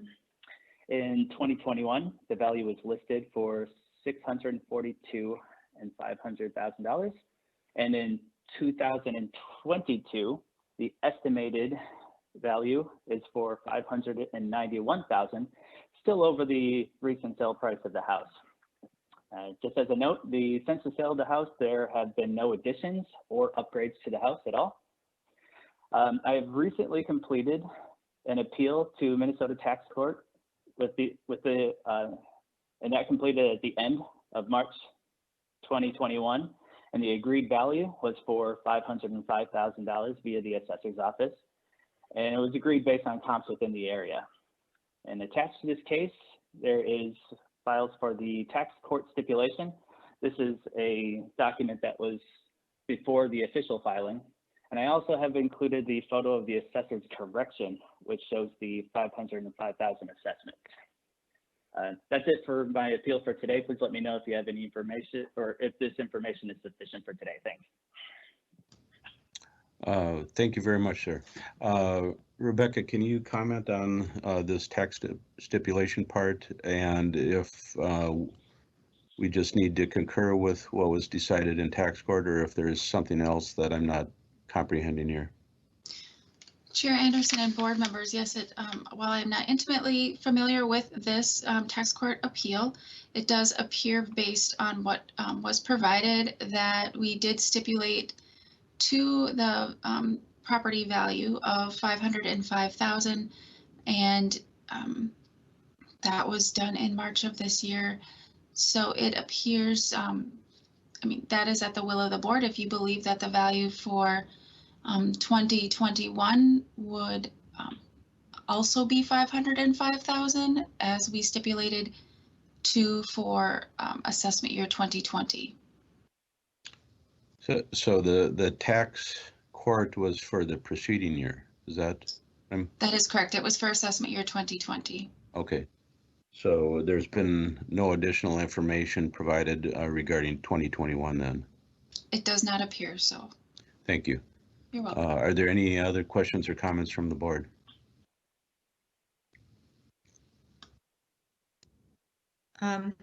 Mr. Chair, there's really no information provided here that helps me to determine what current value might be.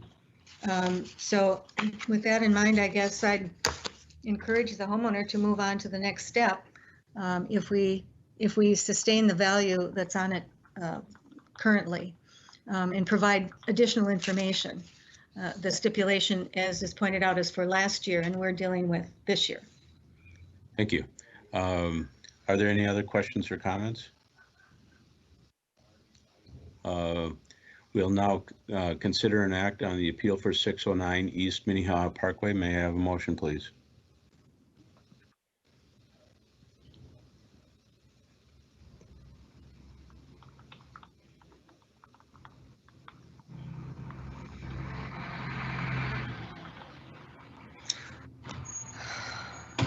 Mr. Chair. Yes, please. I move that we sustain the value of 609 Minnehaha Parkway East at $591,000. Thank you. Do I have a second? I second. It's been moved by Bland, seconded by Chow to sustain the 2021 estimated market value at $591,000. Is there any discussion on the motion? Hearing none, I'll ask the clerk to call the roll. Board Member Bland? Aye. Board Member Bodertha? Aye. Board Member Chow? Aye. Chair Anderson? Aye. There are 4 ayes. Thank you. That carries and the motion is adopted. Case number 24, Rebecca. Chair Anderson and board members, the remaining cases for our 10 a.m. to 11 a.m. hearing session are some of those non-confirmed cases, and I believe there are 6 of them. So agenda item 24, case 21-0409 is a commercial case at 1340 Lake Street West. Again, an unconfirmed case. Thank you.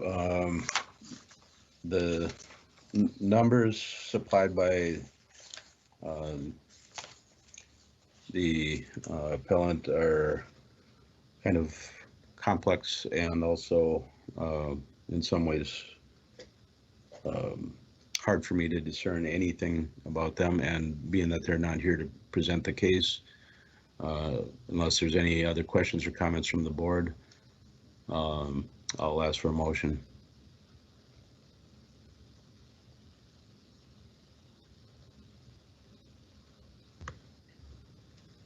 Mr. Chair, my comment would be this. I think with these properties, more than likely what the appellant is attempting to do is go through this step so that they can move on to the next step, because these determinations are somewhat complicated.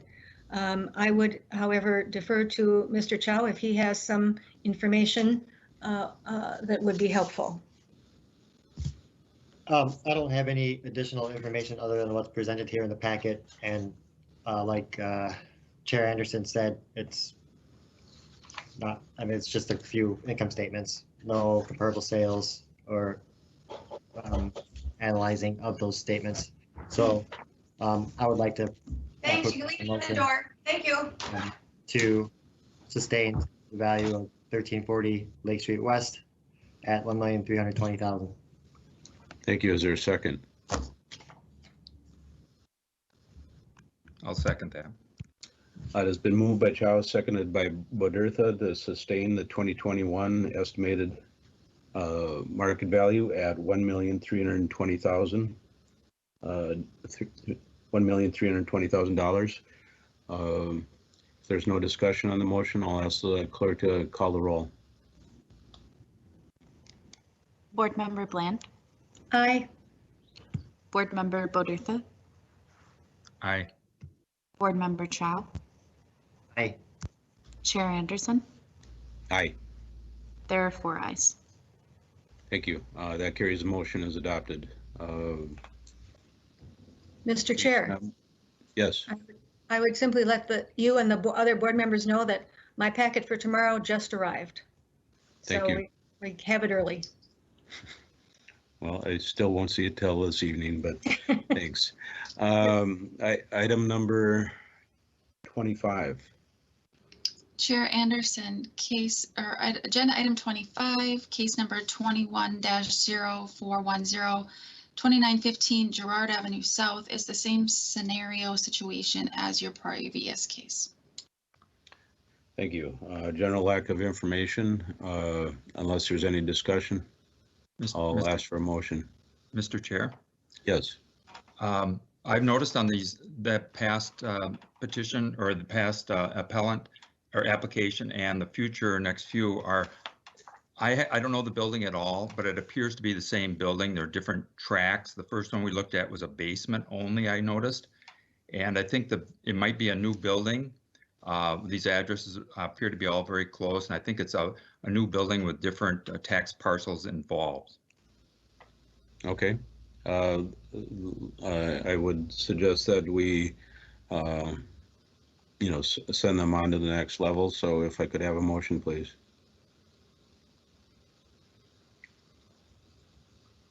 I move to sustain the value at, let's see, where we at, $1,320,000? No, that was the We previous. moved on, $5,450,000? Yes. Do you have a second? Second.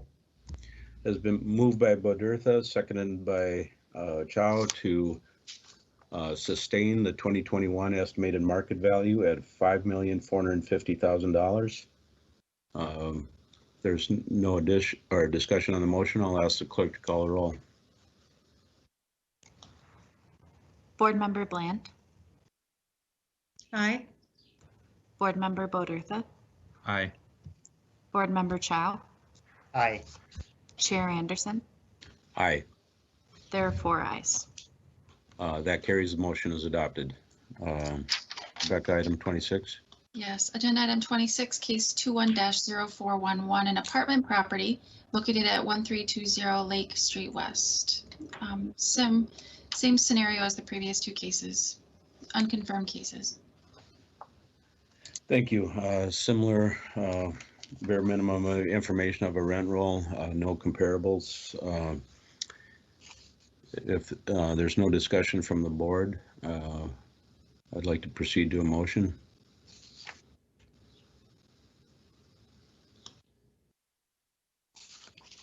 I move to sustain the value at $2,140,000. Thank you. Is there a second? I second. Has been moved by Bodertha, seconded by Chow, to sustain the 2021 estimated market value at $2,140,000. Is there any discussion on the motion? Lacking such, I'll ask the clerk to call the roll. Board Member Bland, Aye. Board Member Bodertha, Aye. Board Member Chow, Aye. Chair Anderson. Aye. There are 4 ayes. Thank you. That carries. The motion is adopted. Case number 27. 27. Thank you, Rebecca, Yes. please. The agenda item number for agenda item number 27, the case number is 21-0412. It's apartment property located at 2919 Girard Avenue South. Again, this is a non-confirmed appeal. Thank you. If the property owner is listening, I would suggest checking their numbers. The indicated value is 40,000 and they've requested a valuation on 22,750,000. I'm sure the city would be delighted with that, but barring any other discussion, I'll call for a motion.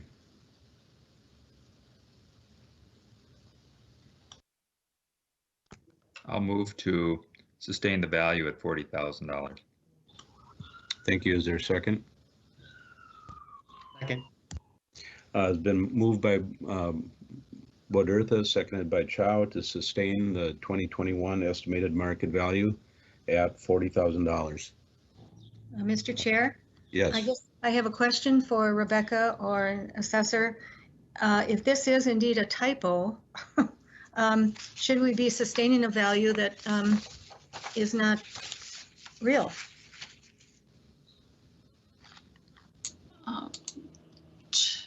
Chair Anderson, Board Member Bland, the estimated market value on the cover sheet of $40,000 is the accurate 2021 estimated market value, and that is what you should be sustaining.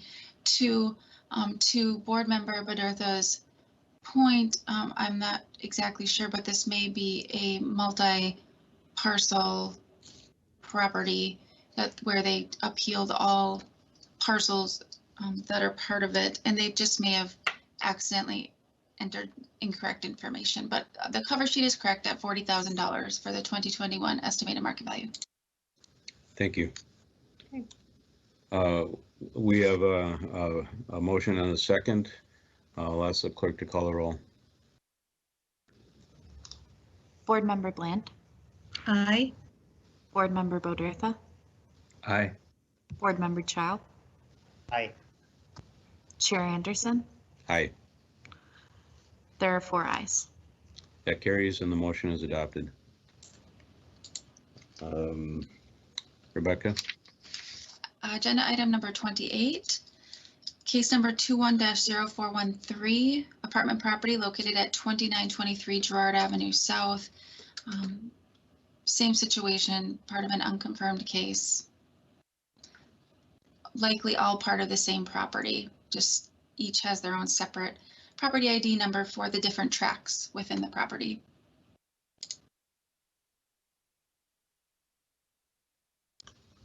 I apologize here. I am missing item number 28 in my, or either that I have the wrong address in here. I'm missing it too. Okay, so let me go back. We are on agenda item 28. Can we confirm that? Case 21-0413. That is what we're on, but Yes. I have the proper case number, but the address that I show is 1320 Lake Street. Right. Okay, so I can explain that, and I'm sorry for this confusion. We are going to update the cover sheet, but because this is a property that has multiple tracts, the address if you look in the Hennepin County system, is actually 2923 Girard Avenue South. So that will be the address that references this property specifically. So the cover sheet is incorrect.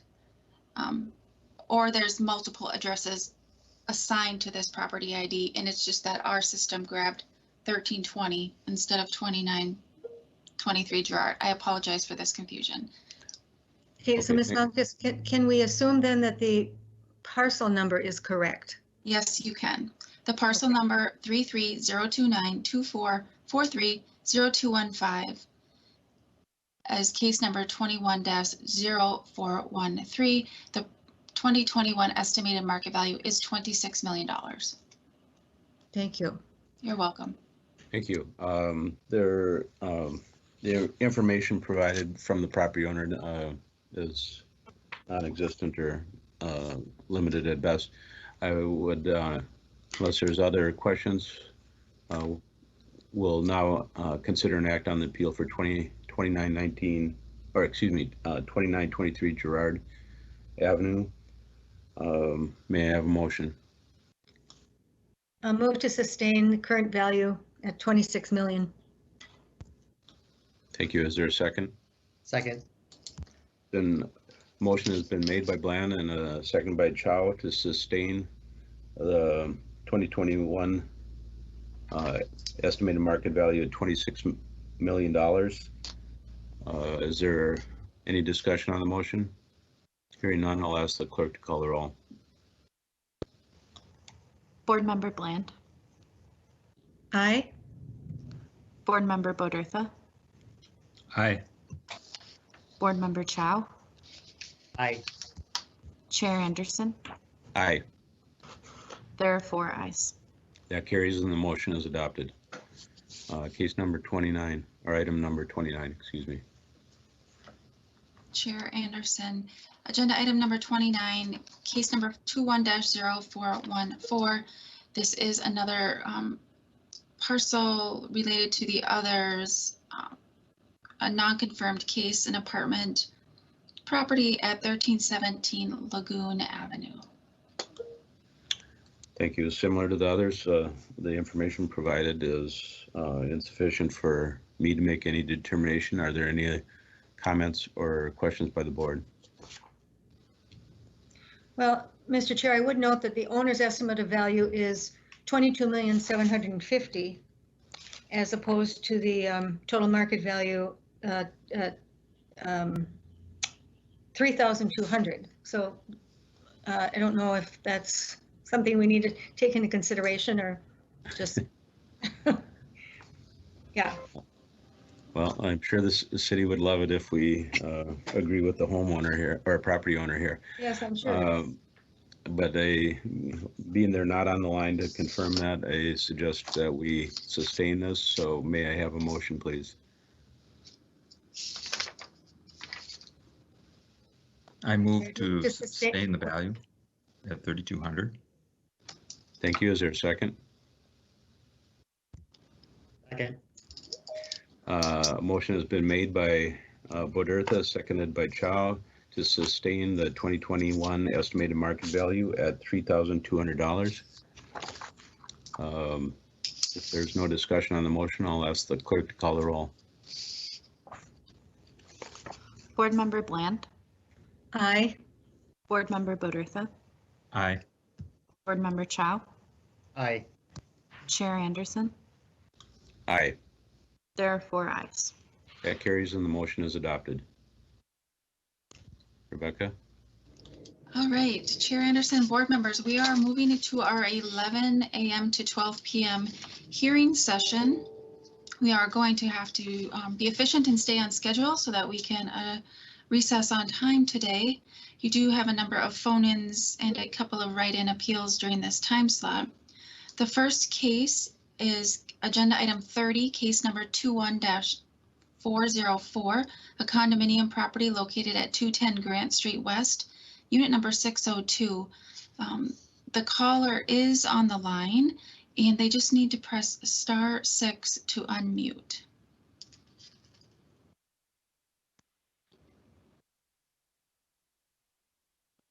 Sean Gilliam, you just need to press *6 to unmute. There you are. Very good. Great, thank you. Thank you. Please proceed with your appeal. Great. So as I stated in my initial note, the increase from 2019 to 2020 from 2020 to 2021 is pretty steep. Our building did undergo improvements it is 42 years old, so exterior work, including a new roof and exterior restoration took place. And then maybe that might be reflected in all of this. Along with that, new safe up to code balcony railings.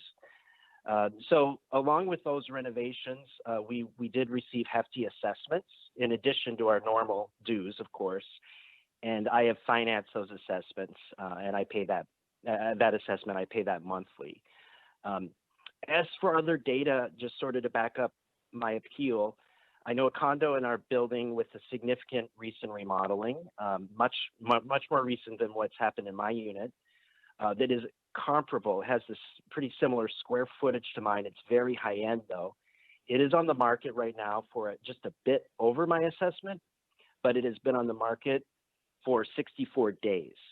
So I think they will not be getting what they're asking for. And what I've been noticing is that units in our building, comparable units in the last year, have sold for more in the $265,000 range.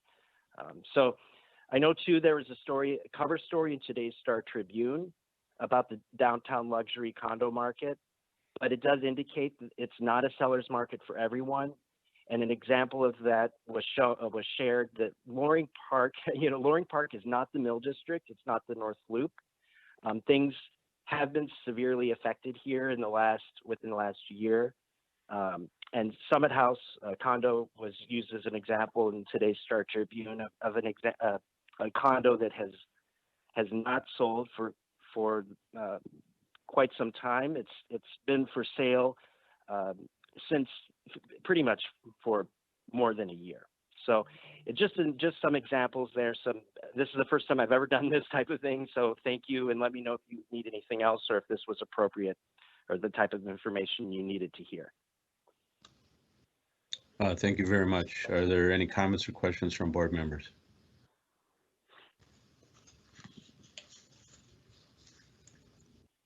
Mr. Chair, I would have to agree with the appellant that the values in that area, Summit House, 317 Groveland, the other ones kind of around that area, they are having a hard time selling these units and need to reduce prices beyond what they'd like to in order to get a sale. And sometimes that doesn't even do it. So I do believe there is some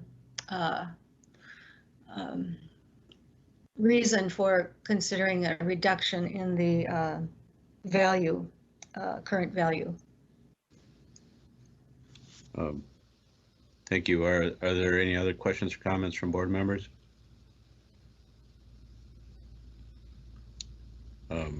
The narrative provided was good and compelling. More concrete evidence as far as actual seeing the listings and or comparable sales would be helpful in making a decision. Does anyone else have any comments?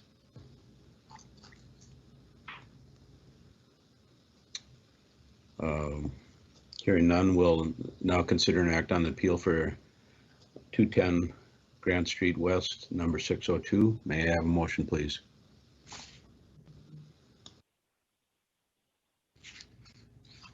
Mr. Chair, I would move that we reduce the value of 210 Grant Street, number 602, from $314,000 to $270,000. Thank you. Is there a second? Second. It's been moved by Bland and seconded by Chow to decrease the 2021 estimated market value to $270,000. If there's no discussion on the motion, I'll ask the clerk to call the roll.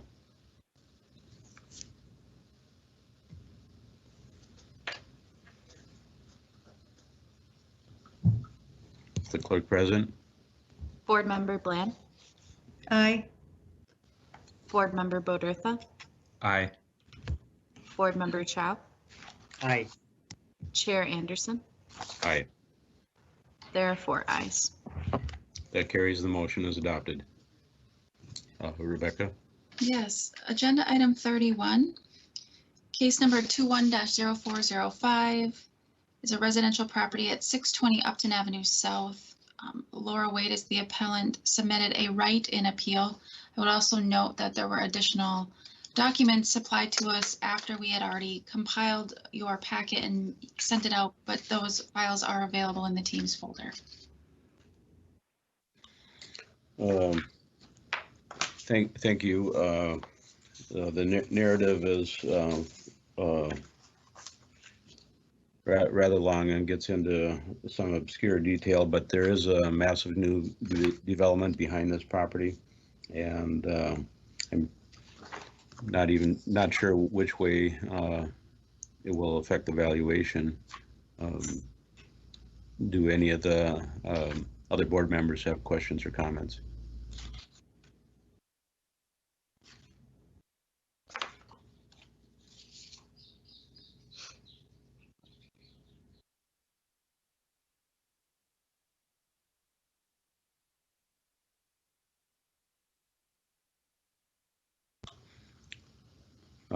Lacking any other comments, we'll now consider and act on the appeal for the property at 620 Upton Avenue South. May I have a motion, please?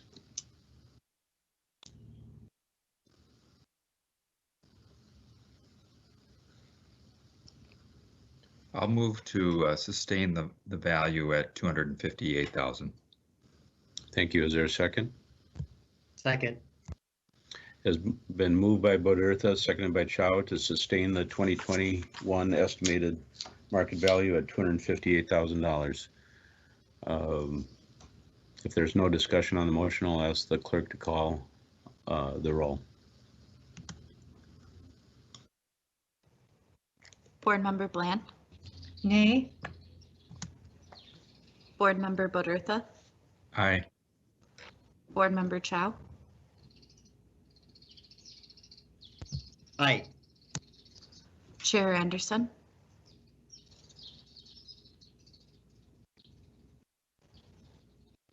Chair Anderson. Aye. There are 3 ayes and 1 nay. The motion carries, or that carries, and the motion is adopted. Rebecca? Yes, agenda item number 32, board members, case number 21-0415, 744 Van Buren Street Northeast. This is a property owner that we did not hear from, confirming if they wanted a phone-in or write-in case. It's located on page 564 of your PDF packet.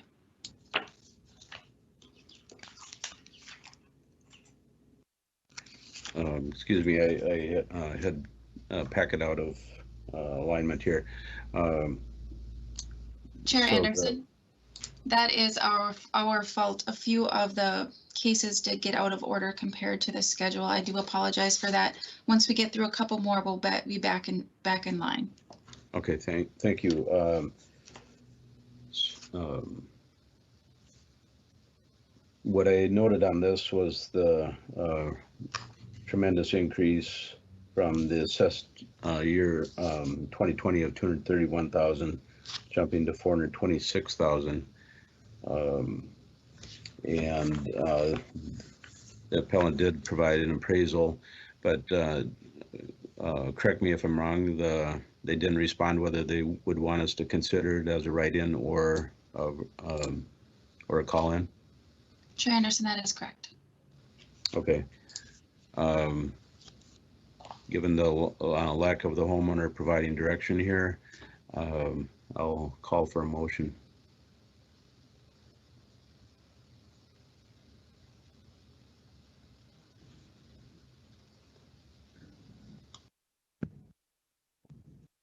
Mr. Chair, based on the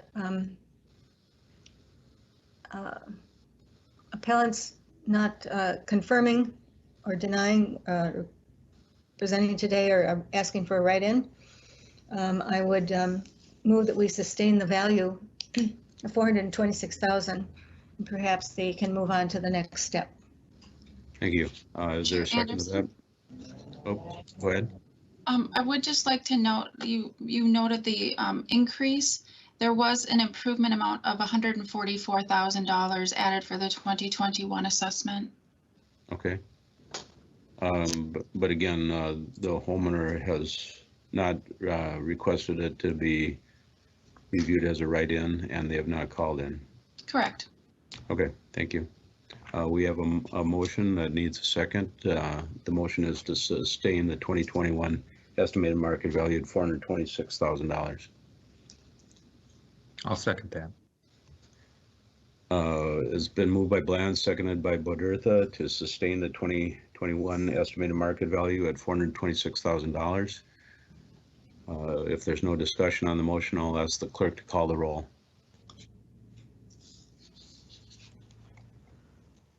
Board Member Bland.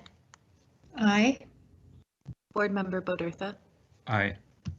Board Member Chow. Aye. Chair Anderson. Aye. There are 4 ayes. That carries and the motion is adopted. Okay. Chair Anderson and board members, moving on to agenda item 33, it's case 210403. So the series of the next 5 cases will be presented by the same property owner. Mark Langmaid. Mark, you will just need to push *6 to unmute. Starting with property address 2431 4th Street North.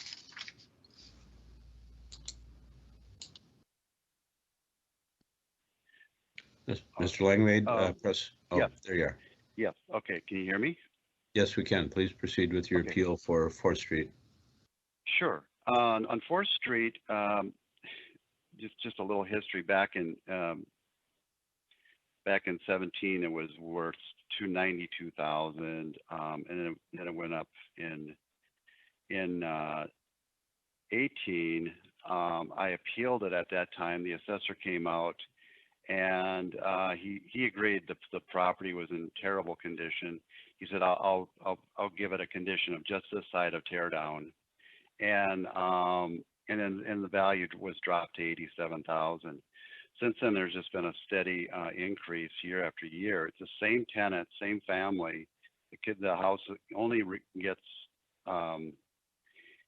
in worse condition, and most recently, the increase this year was a 30% increase to $150,000, and the house needs at least $100,000 worth of work. One of the bathrooms is not functioning. The kitchen isn't. Everything has to be gutted. The bathrooms, the kitchens, many of the walls, the lath and plaster would have to be removed and re-rocked. The house is in very tough condition, and so it truly is a project house, a we buy ugly home type of a house. And I've sent pictures to the assessor, and but apparently it wasn't early enough for her to respond and to make a determination at her level. So that's why it's here at the board. Okay, thank you. Oh, do you have more? No. It's just that it's in really tough condition. And the one thing I'll say, and this would be true for all the properties that we'll be talking about today, but I sell houses for $200,000, but that's true. Houses do sell for that down in that neighborhood, but that's after I put in $80,000 and 4 or 5 months of work. And so a lot of times when I sell a house for 200, I'm approached to sell it for 110 to a rehabber and then let them do the work. And so sometimes I do it that way, and sometimes I just do the work myself. And so there's a huge difference between retail ready. Those are the houses that are sold for top dollar, and those that are currently rented out to a tenant who's been there for many, many, many years. And this family's been there for many, many years. Thank you. Are there any questions or comments from board members? Mr. Langmaid, is this property currently rented? It is, but that may be changing. But currently it is rented. And It and is. how much is the rent per month? It is it's being adjusted down because the family size is dropping, and so it's the rent. I think I sent along a profit and loss statement with that.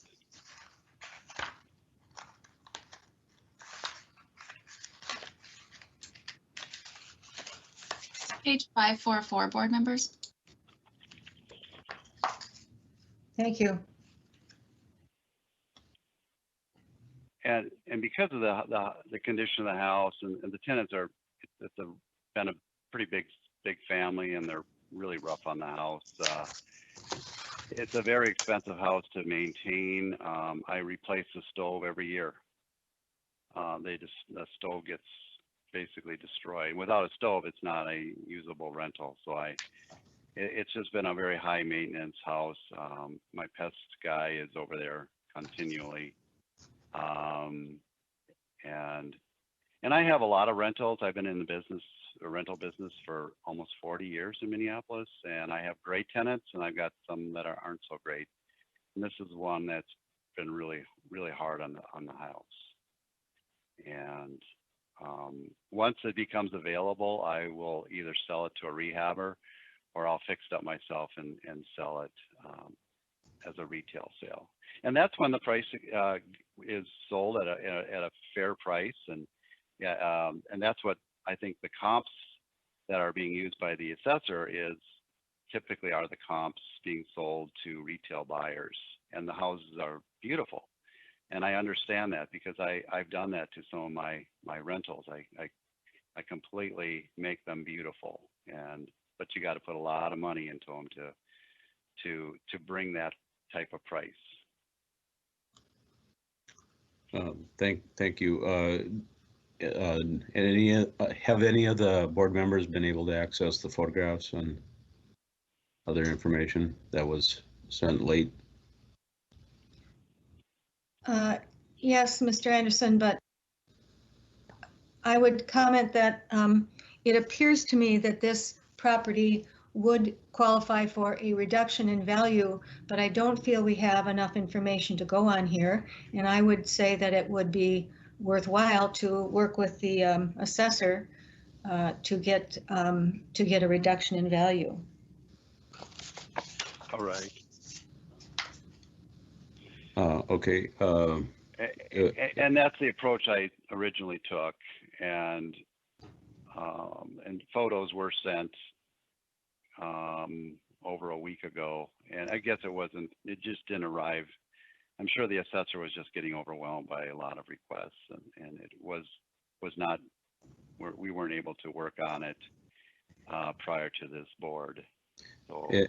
And I'm guessing that you know that after our decision, you have the right to move on to another level, and the city will work with you on that. Correct. So, thank you. If any other questions from board members? We will now consider an act on the appeal for 2431 4th Street North. May I have a motion, please? Mr. Chair, I move we sustain the value from the assessor, and I just put my paper away. Sorry. The indicated value is 150,000. 150,000, yes. I move that we sustain the value of 150,000. Thank you. Is there a second? Second. I'll second. It has been moved by Bland, seconded by Chow to sustain the 2021 estimated market value at $150,000. If there's no discussion on the motion, I'll ask the clerk to call the roll. Board Member Bland. Aye. Board Member Bodertha. Aye. Board Member Chow. Aye. Chair Anderson. Aye. There are 4 ayes. That carries and the motion is adopted. Rebecca? Yes, same property owner, Mr. Chair, board members. We're moving on to agenda item 34, case number 21-0406, residential property at 3222 Lindale Avenue North. It's on page 557 of your packet. Thank you. Mr. Langmaid? Yes, you know, I think this is a waste of both of our times. If I couldn't get any move on the first one, that house cannot be sold for a dime over 100,000 right now, guaranteed. Been in this business for 40 years. It cannot be sold for more than 100,000. And so if this is what we're going to go through for the next 4 properties, let's just end it right now. I'm very disappointed with this process. I've never gone in 40 years. I never gone to before the board. And when I appeal with the assessor, I usually bring, say, a group of properties like this. I might have 8 or 9 properties, maybe 10, and that's just a portion of the ones I own. And I usually get an adjustment down on 9 out of 10 every year, because they agree. I pick the properties that are most overvalued, and we come into an agreement. And I don't think that we're going to be able to accomplish anything today.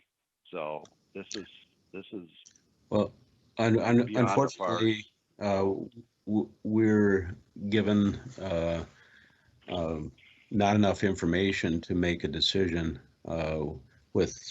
We are not, we're the tax appeal board. We are not the assessing. Yeah. And so I was just given misinformation. Let's just pass on the next 4, and I have a few more tomorrow, and the following day we'll probably end up passing on them as well, because and you will have the right to continue on with the assessor to work, but from our point of view, it's the information is either arrived late or is incomplete, and we're unable to make it's difficult for us to make a ruling based on that. So may I have a motion, please?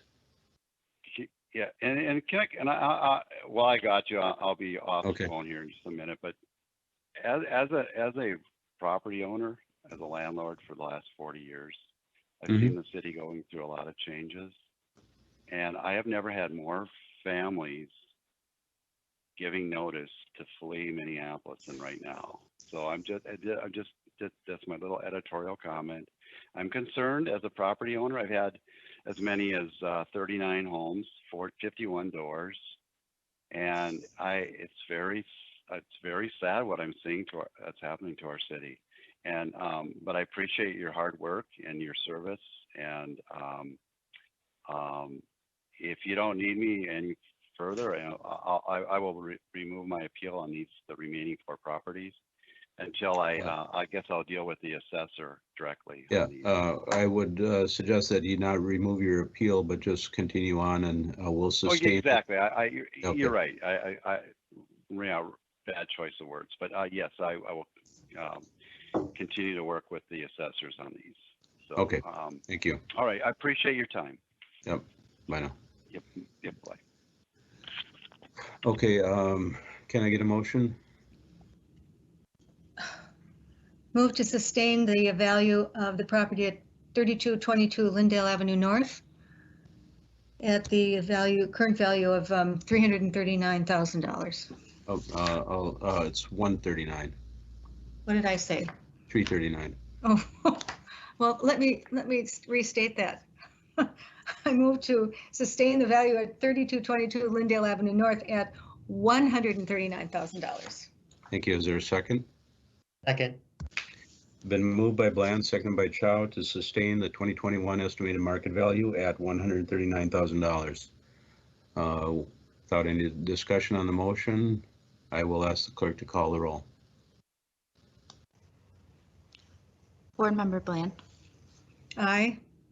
Board Member Bodertha. Aye. Board Member Chow. Aye. Chair Anderson. Aye. There are 4 ayes. That carries. The motion is adopted. Rebecca will continue through the next ones rather rapidly per the property owner's request. Please read the case number and address.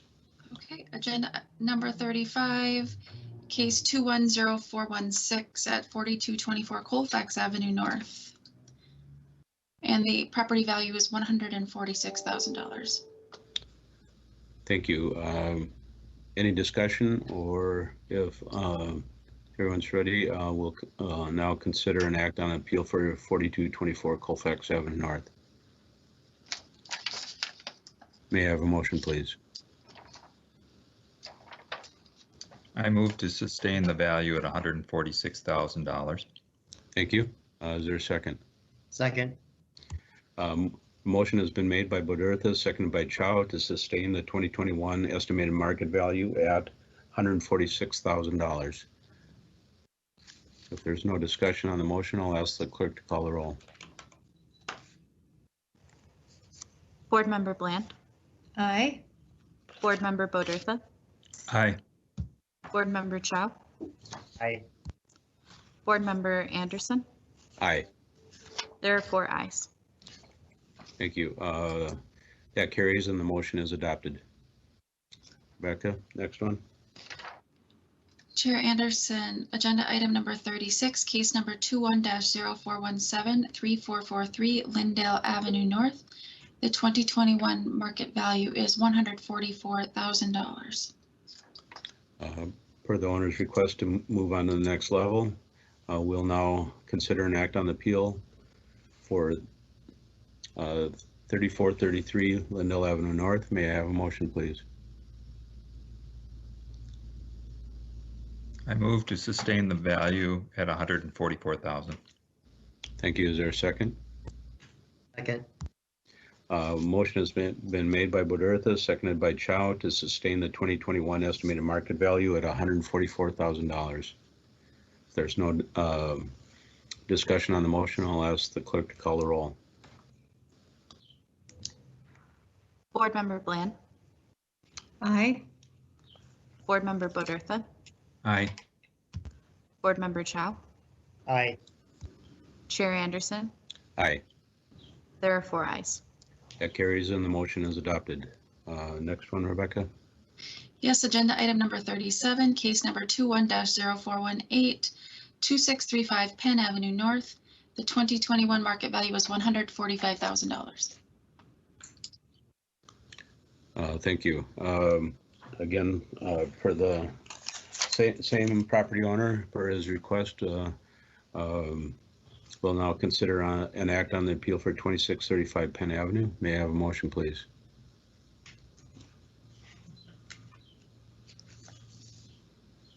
I move to sustain the value, the 2021 value at $145,000. Thank you. Is there a second? Second. It's been moved by Bodertha, seconded by Chow, to sustain the 2021 estimated market value at $145,000. Without any discussion, I will ask the clerk to call the roll. Board Member Bland. Aye. Board Member Bodertha. Aye. Board Member Chow. Aye. Chair Anderson. Aye. There are 4 ayes. That carries and the motion is adopted. Item 38, Rebecca. Agenda item 38, case number 21-0419, a double bungalow located at 2910 15th Avenue South. The property owner is here, Robert Shea. It is on page 617 of your packet. Mr. Shea, you would just need to press star 6 to unmute. Mr. Shea, press star 6 and go ahead. Hello. Hi, please proceed with your appeal. Yeah, I'll just reiterate what I sent in my packet. think comparable properties just in our general vicinity. There's a duplex at 2909 13th Avenue South. And that was on the market all summer at 230 and did not sell. And from what I can tell, it looks very similar in size and quality to our property. Second, the neighborhood issues, I think, are unique, and they always have been. Very high crime and a block off Lake Street. So I think just hoping the assessment only compares comps from, say, maybe a half-mile radius, just to be sure we're taking those into consideration, those unique issues.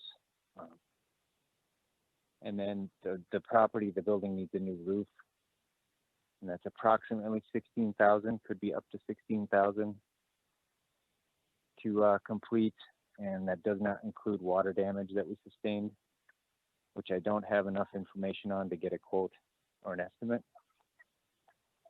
And I think that's about it. And I think the rest of my sent information would go into further detail. Thank you. Thank you. Just trying to go through the packet again here today. Is there a photograph of your property in the packet? No, I did not include a photograph. So. Okay, thank you. Board members, do you have any questions or comments? You did provide some comparable properties, and two of them indicate that they sold, but it doesn't indicate when they sold. Okay. To the best of my knowledge, it was this year, a recent 2021 sale. Forgive me, I have no experience with this process, so it's my first time compiling the information. And as like a retail or yeah, for the general public, I don't have access to real estate information. Thank you. Are there any other questions from board members or comments?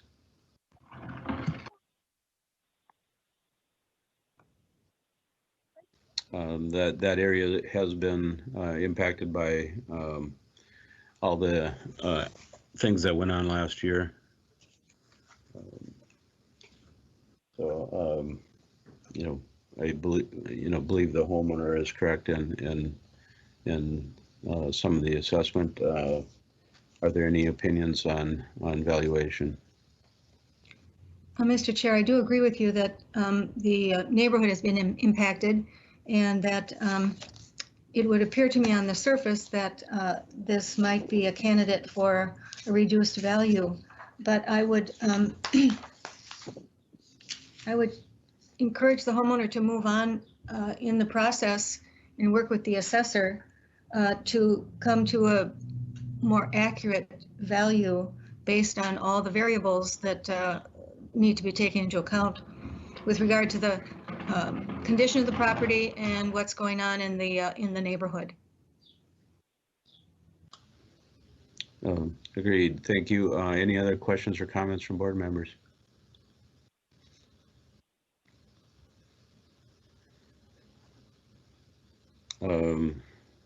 Hearing none, we'll now consider an act on the appeal for 2910 15th Avenue South.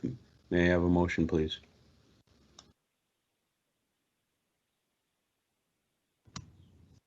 Yes, Mr. Chair, I'd make a motion, and but prior to that, I would again encourage the homeowner to move on to the next step.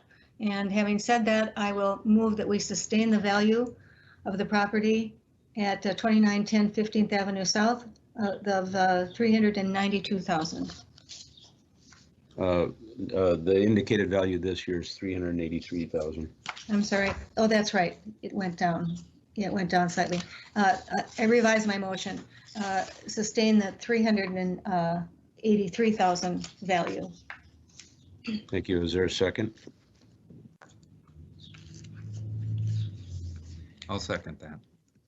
It has been moved by Bland, seconded by Bordetha to sustain the 2021 estimated market value at $383,000. Is there any discussion on the motion? I'll ask the clerk to call the roll. Board Member Bland, Aye.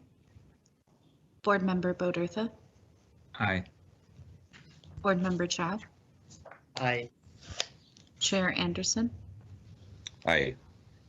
There are 4 ayes. That carries and the motion is adopted. The homeowners on the line, I would also recommend that they proceed to the next level, work with the assessor to get some reduction. Rebecca? Chair Anderson, moving on to case number, agenda item 39, case number 210420. It's a residential property located at 3915 Chowan Avenue South. The property owner did select to have a write-in appeal. The case, the information is on page 646 of your packet. I would just note on the cover sheet, we have the value prior to the board at 507. The indicated value column should also be $507,000, which is the 2021 estimated market value. Thank you. Are there any questions or comments from board members? Just noted they did not provide any comparable sales or appraisal that I was able to see. Just a few photos and the lease. Any other comments or questions?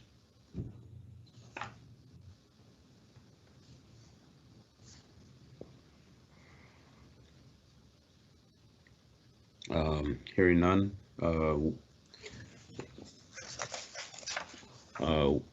We'll now consider an act on the appeal for 3915 Chowan Avenue South. May I have a motion, please? I move to sustain the 2021 value of $507,000. Is there a second? Second. Has been moved by Bodertha, seconded by Chow to sustain the 2021 estimated market value at $507,000. If there's no discussion on the motion, I'll ask the clerk to call the roll. Board Member Bland, Aye. Board Member Bodertha, Aye. Board Member Chow, Aye. Chair Anderson. Aye. There are 4 ayes. That carries. The motion is adopted. Item number 40, Rebecca. Yes, agenda item number 40. Board members, you have 2 remaining cases on your agenda for today. Both are phone-in calls or appeals, excuse me. Agenda item 40, case number 21-0421. It's 216 Russell Avenue South, a residential property. The property owners are on the line. It's on 668 of your packet. And then property owners, you would just need to press *6 to unmute and you can present your case to the board.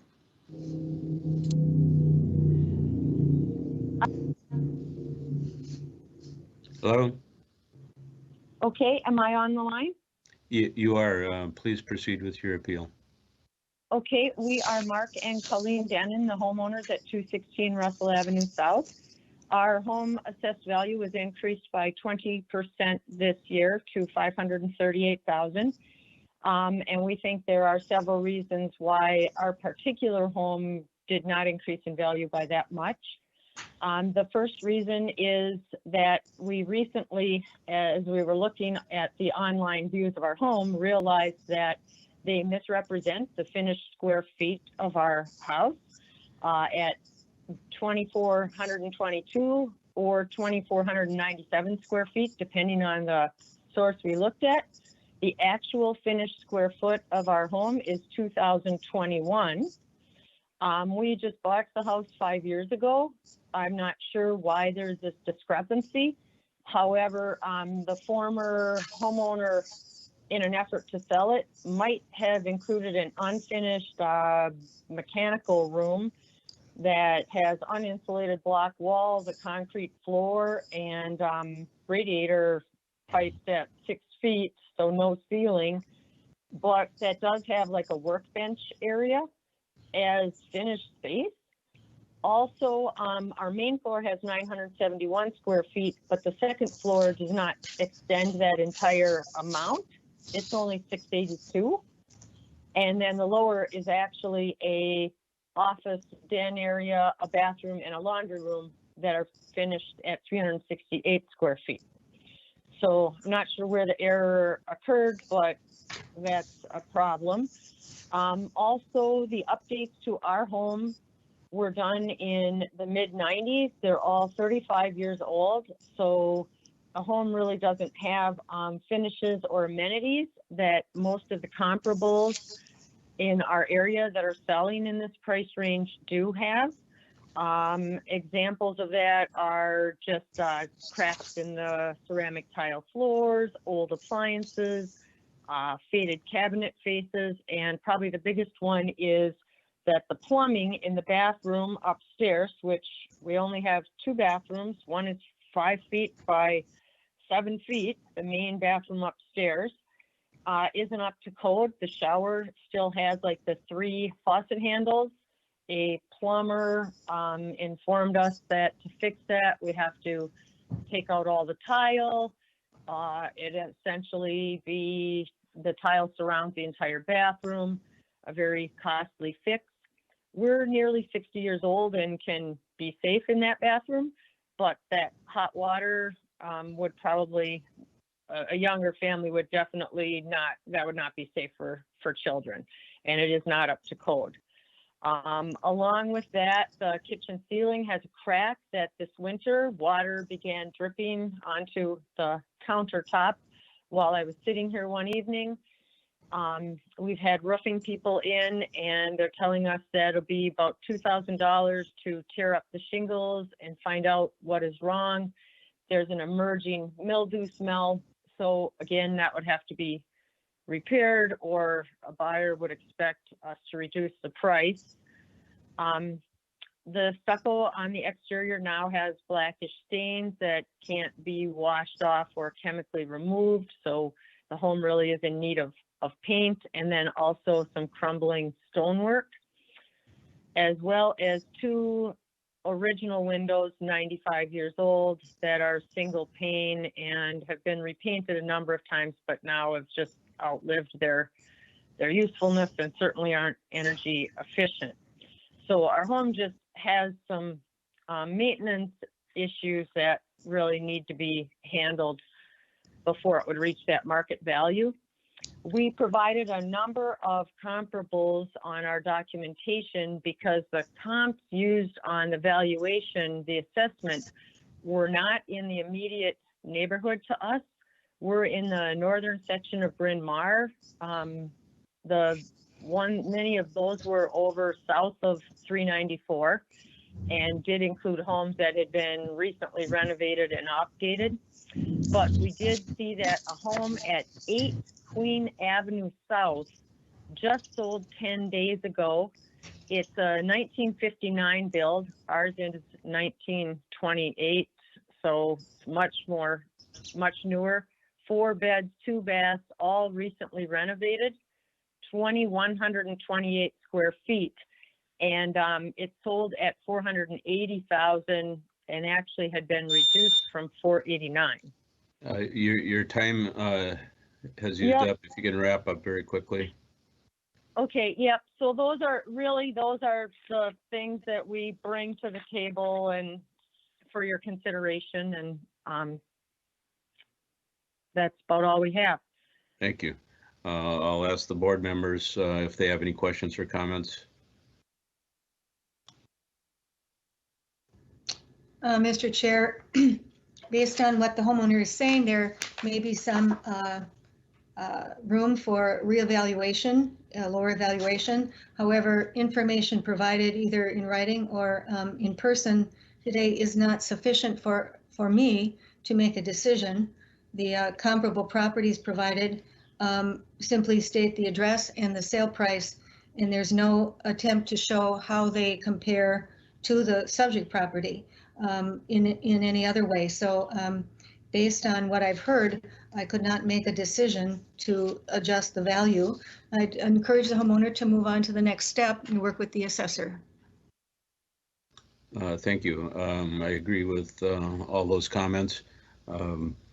Yeah, to the homeowner, there is another level to this. If we don't make a change that's satisfactory to you today, there is another level of appeal that you can work with the assessor and move on and have it further heard. Are there any Okay. other comments or questions by the board members?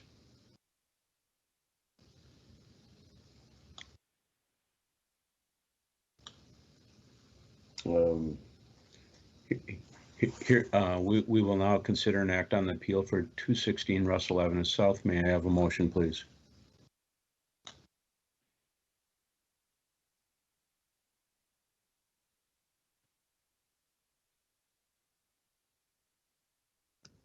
I'll move to sustain the 2021 value of $538,000. Thank you. Is there a second? Second. It's been moved by Bodertha, seconded by Chow to sustain the 2021 estimated market value at $538,000. Is there any discussion on the motion? Hearing none, I'll ask the clerk to call the roll. Board Member Bland, Aye. Board Member Bodertha, Aye. Board Member Chow, Aye. Chair Anderson. Aye. There are 4 ayes. That carries and the motion is adopted. And again, to the homeowner, please consider moving on to the next level. Okay, what do we do to do that? Rebecca, will you? Chair Anderson and Ms. Denon, we will notify you of the board's decision, which you just heard today was to sustain your value, and we will inform you about next steps, the process to actually appeal at the county level. You will still continue to work with our staff appraisers on your property, and if a concurrence or resolution, a stipulation is agreed on between you and the appraiser, you wouldn't need to attend the county board. However, if you still didn't agree with the appraiser's decision, you have the opportunity to present your case then at the county board level, which is similar to this. Okay, so they send an appraiser out and we could show them these things. Due to COVID-19, we are still operating in a virtual environment, and we will collect photos from you. We will do interview about the property, but yes, it's similar to a physical inspection, just not. Yep. And probably we should provide photos and that would be more convincing, right? Yes, you'll have that opportunity to provide them photos. Mm-hmm. Okay. And if you can provide more detail on comparable sales, that will also be helpful. Okay. Okay. Thank you. Rebecca, the final case. Chair Anderson and board members, your final case for today is agenda item number 41, case number 21-0422, a residential property located at 4548 32nd Avenue South. Property owners Christopher and Jill Carlton. They are on the call. It is located on page 675 of your board packet. Mr. and Mrs. Carlson, you just need to press *6 to unmute. Hello, I'm here. Can you hear me? Oh, yes, we can. Please proceed with your appeal. Okay, a little bit of history here. The house at 4548 32nd Avenue South is right next door to my primary residence. We purchased it from an older lady who had been helping with maintenance, just little things like snow removal, replacing light bulbs, anything to kind of keep her off the ladder. In late 2016, and the overall goal was to put my grandmother there. It's a one-bedroom house. It used to be a studio house, and I believe that the addition was put on for the one-bedroom in the 50s. Unfortunately, after I returned from deployment in 2017, that was not a possibility to move her into that due to the level of care that she needed. So we took a look at what we were going to do, whether we were going to sell it, rent it out, or treat it as a short-term rental, and that was the best option at the time.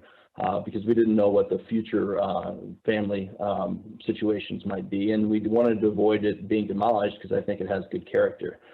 Now, I'll draw your attention to the comparable data and comments sheet that I submitted in PDF, which outlines, it pretty much summarizes what the comparables that were submitted to me by the city assessor.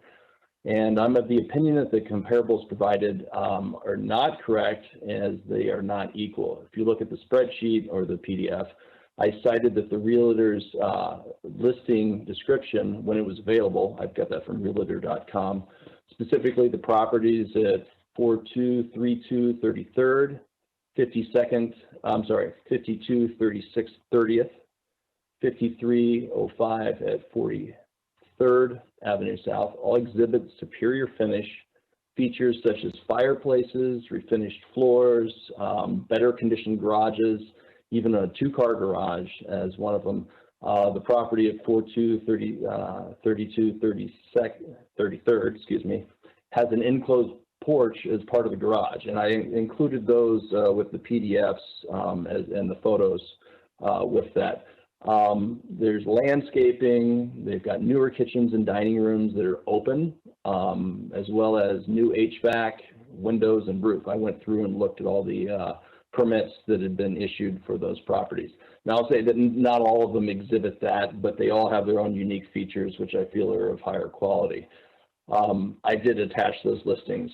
Now, if you remove those properties from what was submitted to me, which I do not believe to be correct, the three properties that remain are the ones at 4704 36th, 50 35 36th, and I did add 4616 on 32nd Avenue South, which is one block away.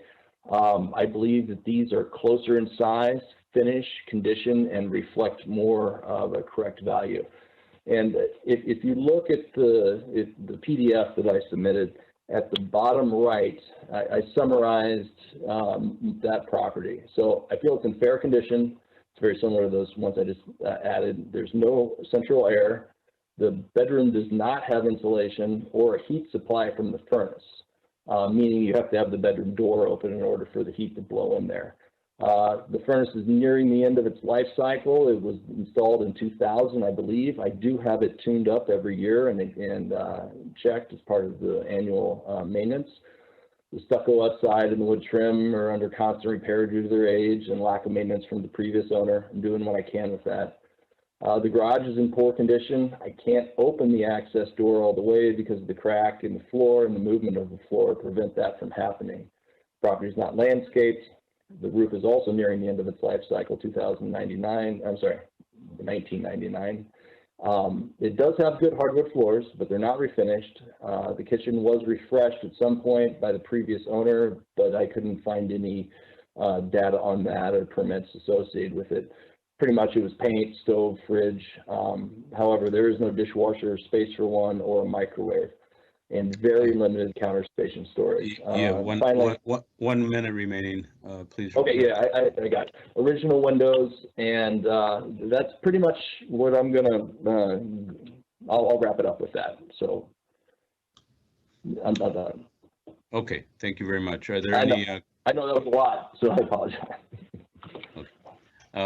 Are there any questions or comments from board members?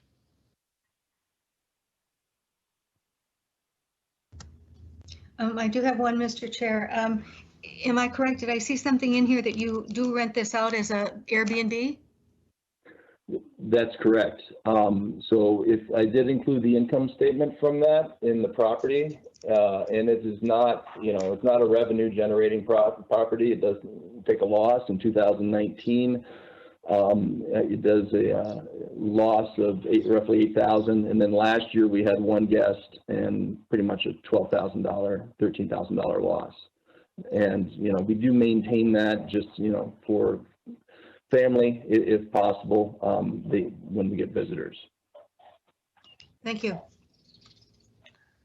Thank you. Are there any other questions or comments from board members? Oh, one last thing. It is properly licensed to Tier 1, and I do maintain it to above that standard. Thank you.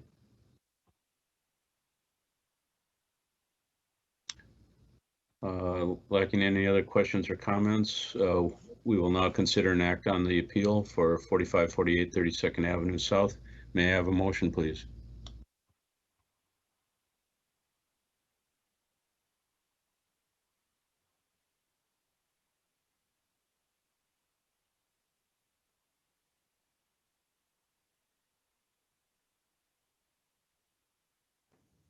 I move to reduce the value to 190,000. Is there a second on that? Second. A motion has been made by Bodertha, seconded by Chow, to decrease the 2021 estimated market value to $190,000. Is there any discussion on the motion? I will ask the clerk to call the roll. Board Member Bland, Aye. Board Member Bodertha, Aye. Board Member Chow, Aye. Chair Anderson. Aye. There are 4 ayes. That carries and the motion is adopted. With that, we have completed all items on the agenda for this meeting. I will ask members and staff if there are any other matters to come before this meeting. Just have one comment for tomorrow. If you can build a break in there somewhere where we have a little more than 3 minutes, it'd be appreciated. Are there any other comments? If not, without objection, I'll declare this meeting recessed until Friday, April 23rd at 9 a.m. Thank you, everyone.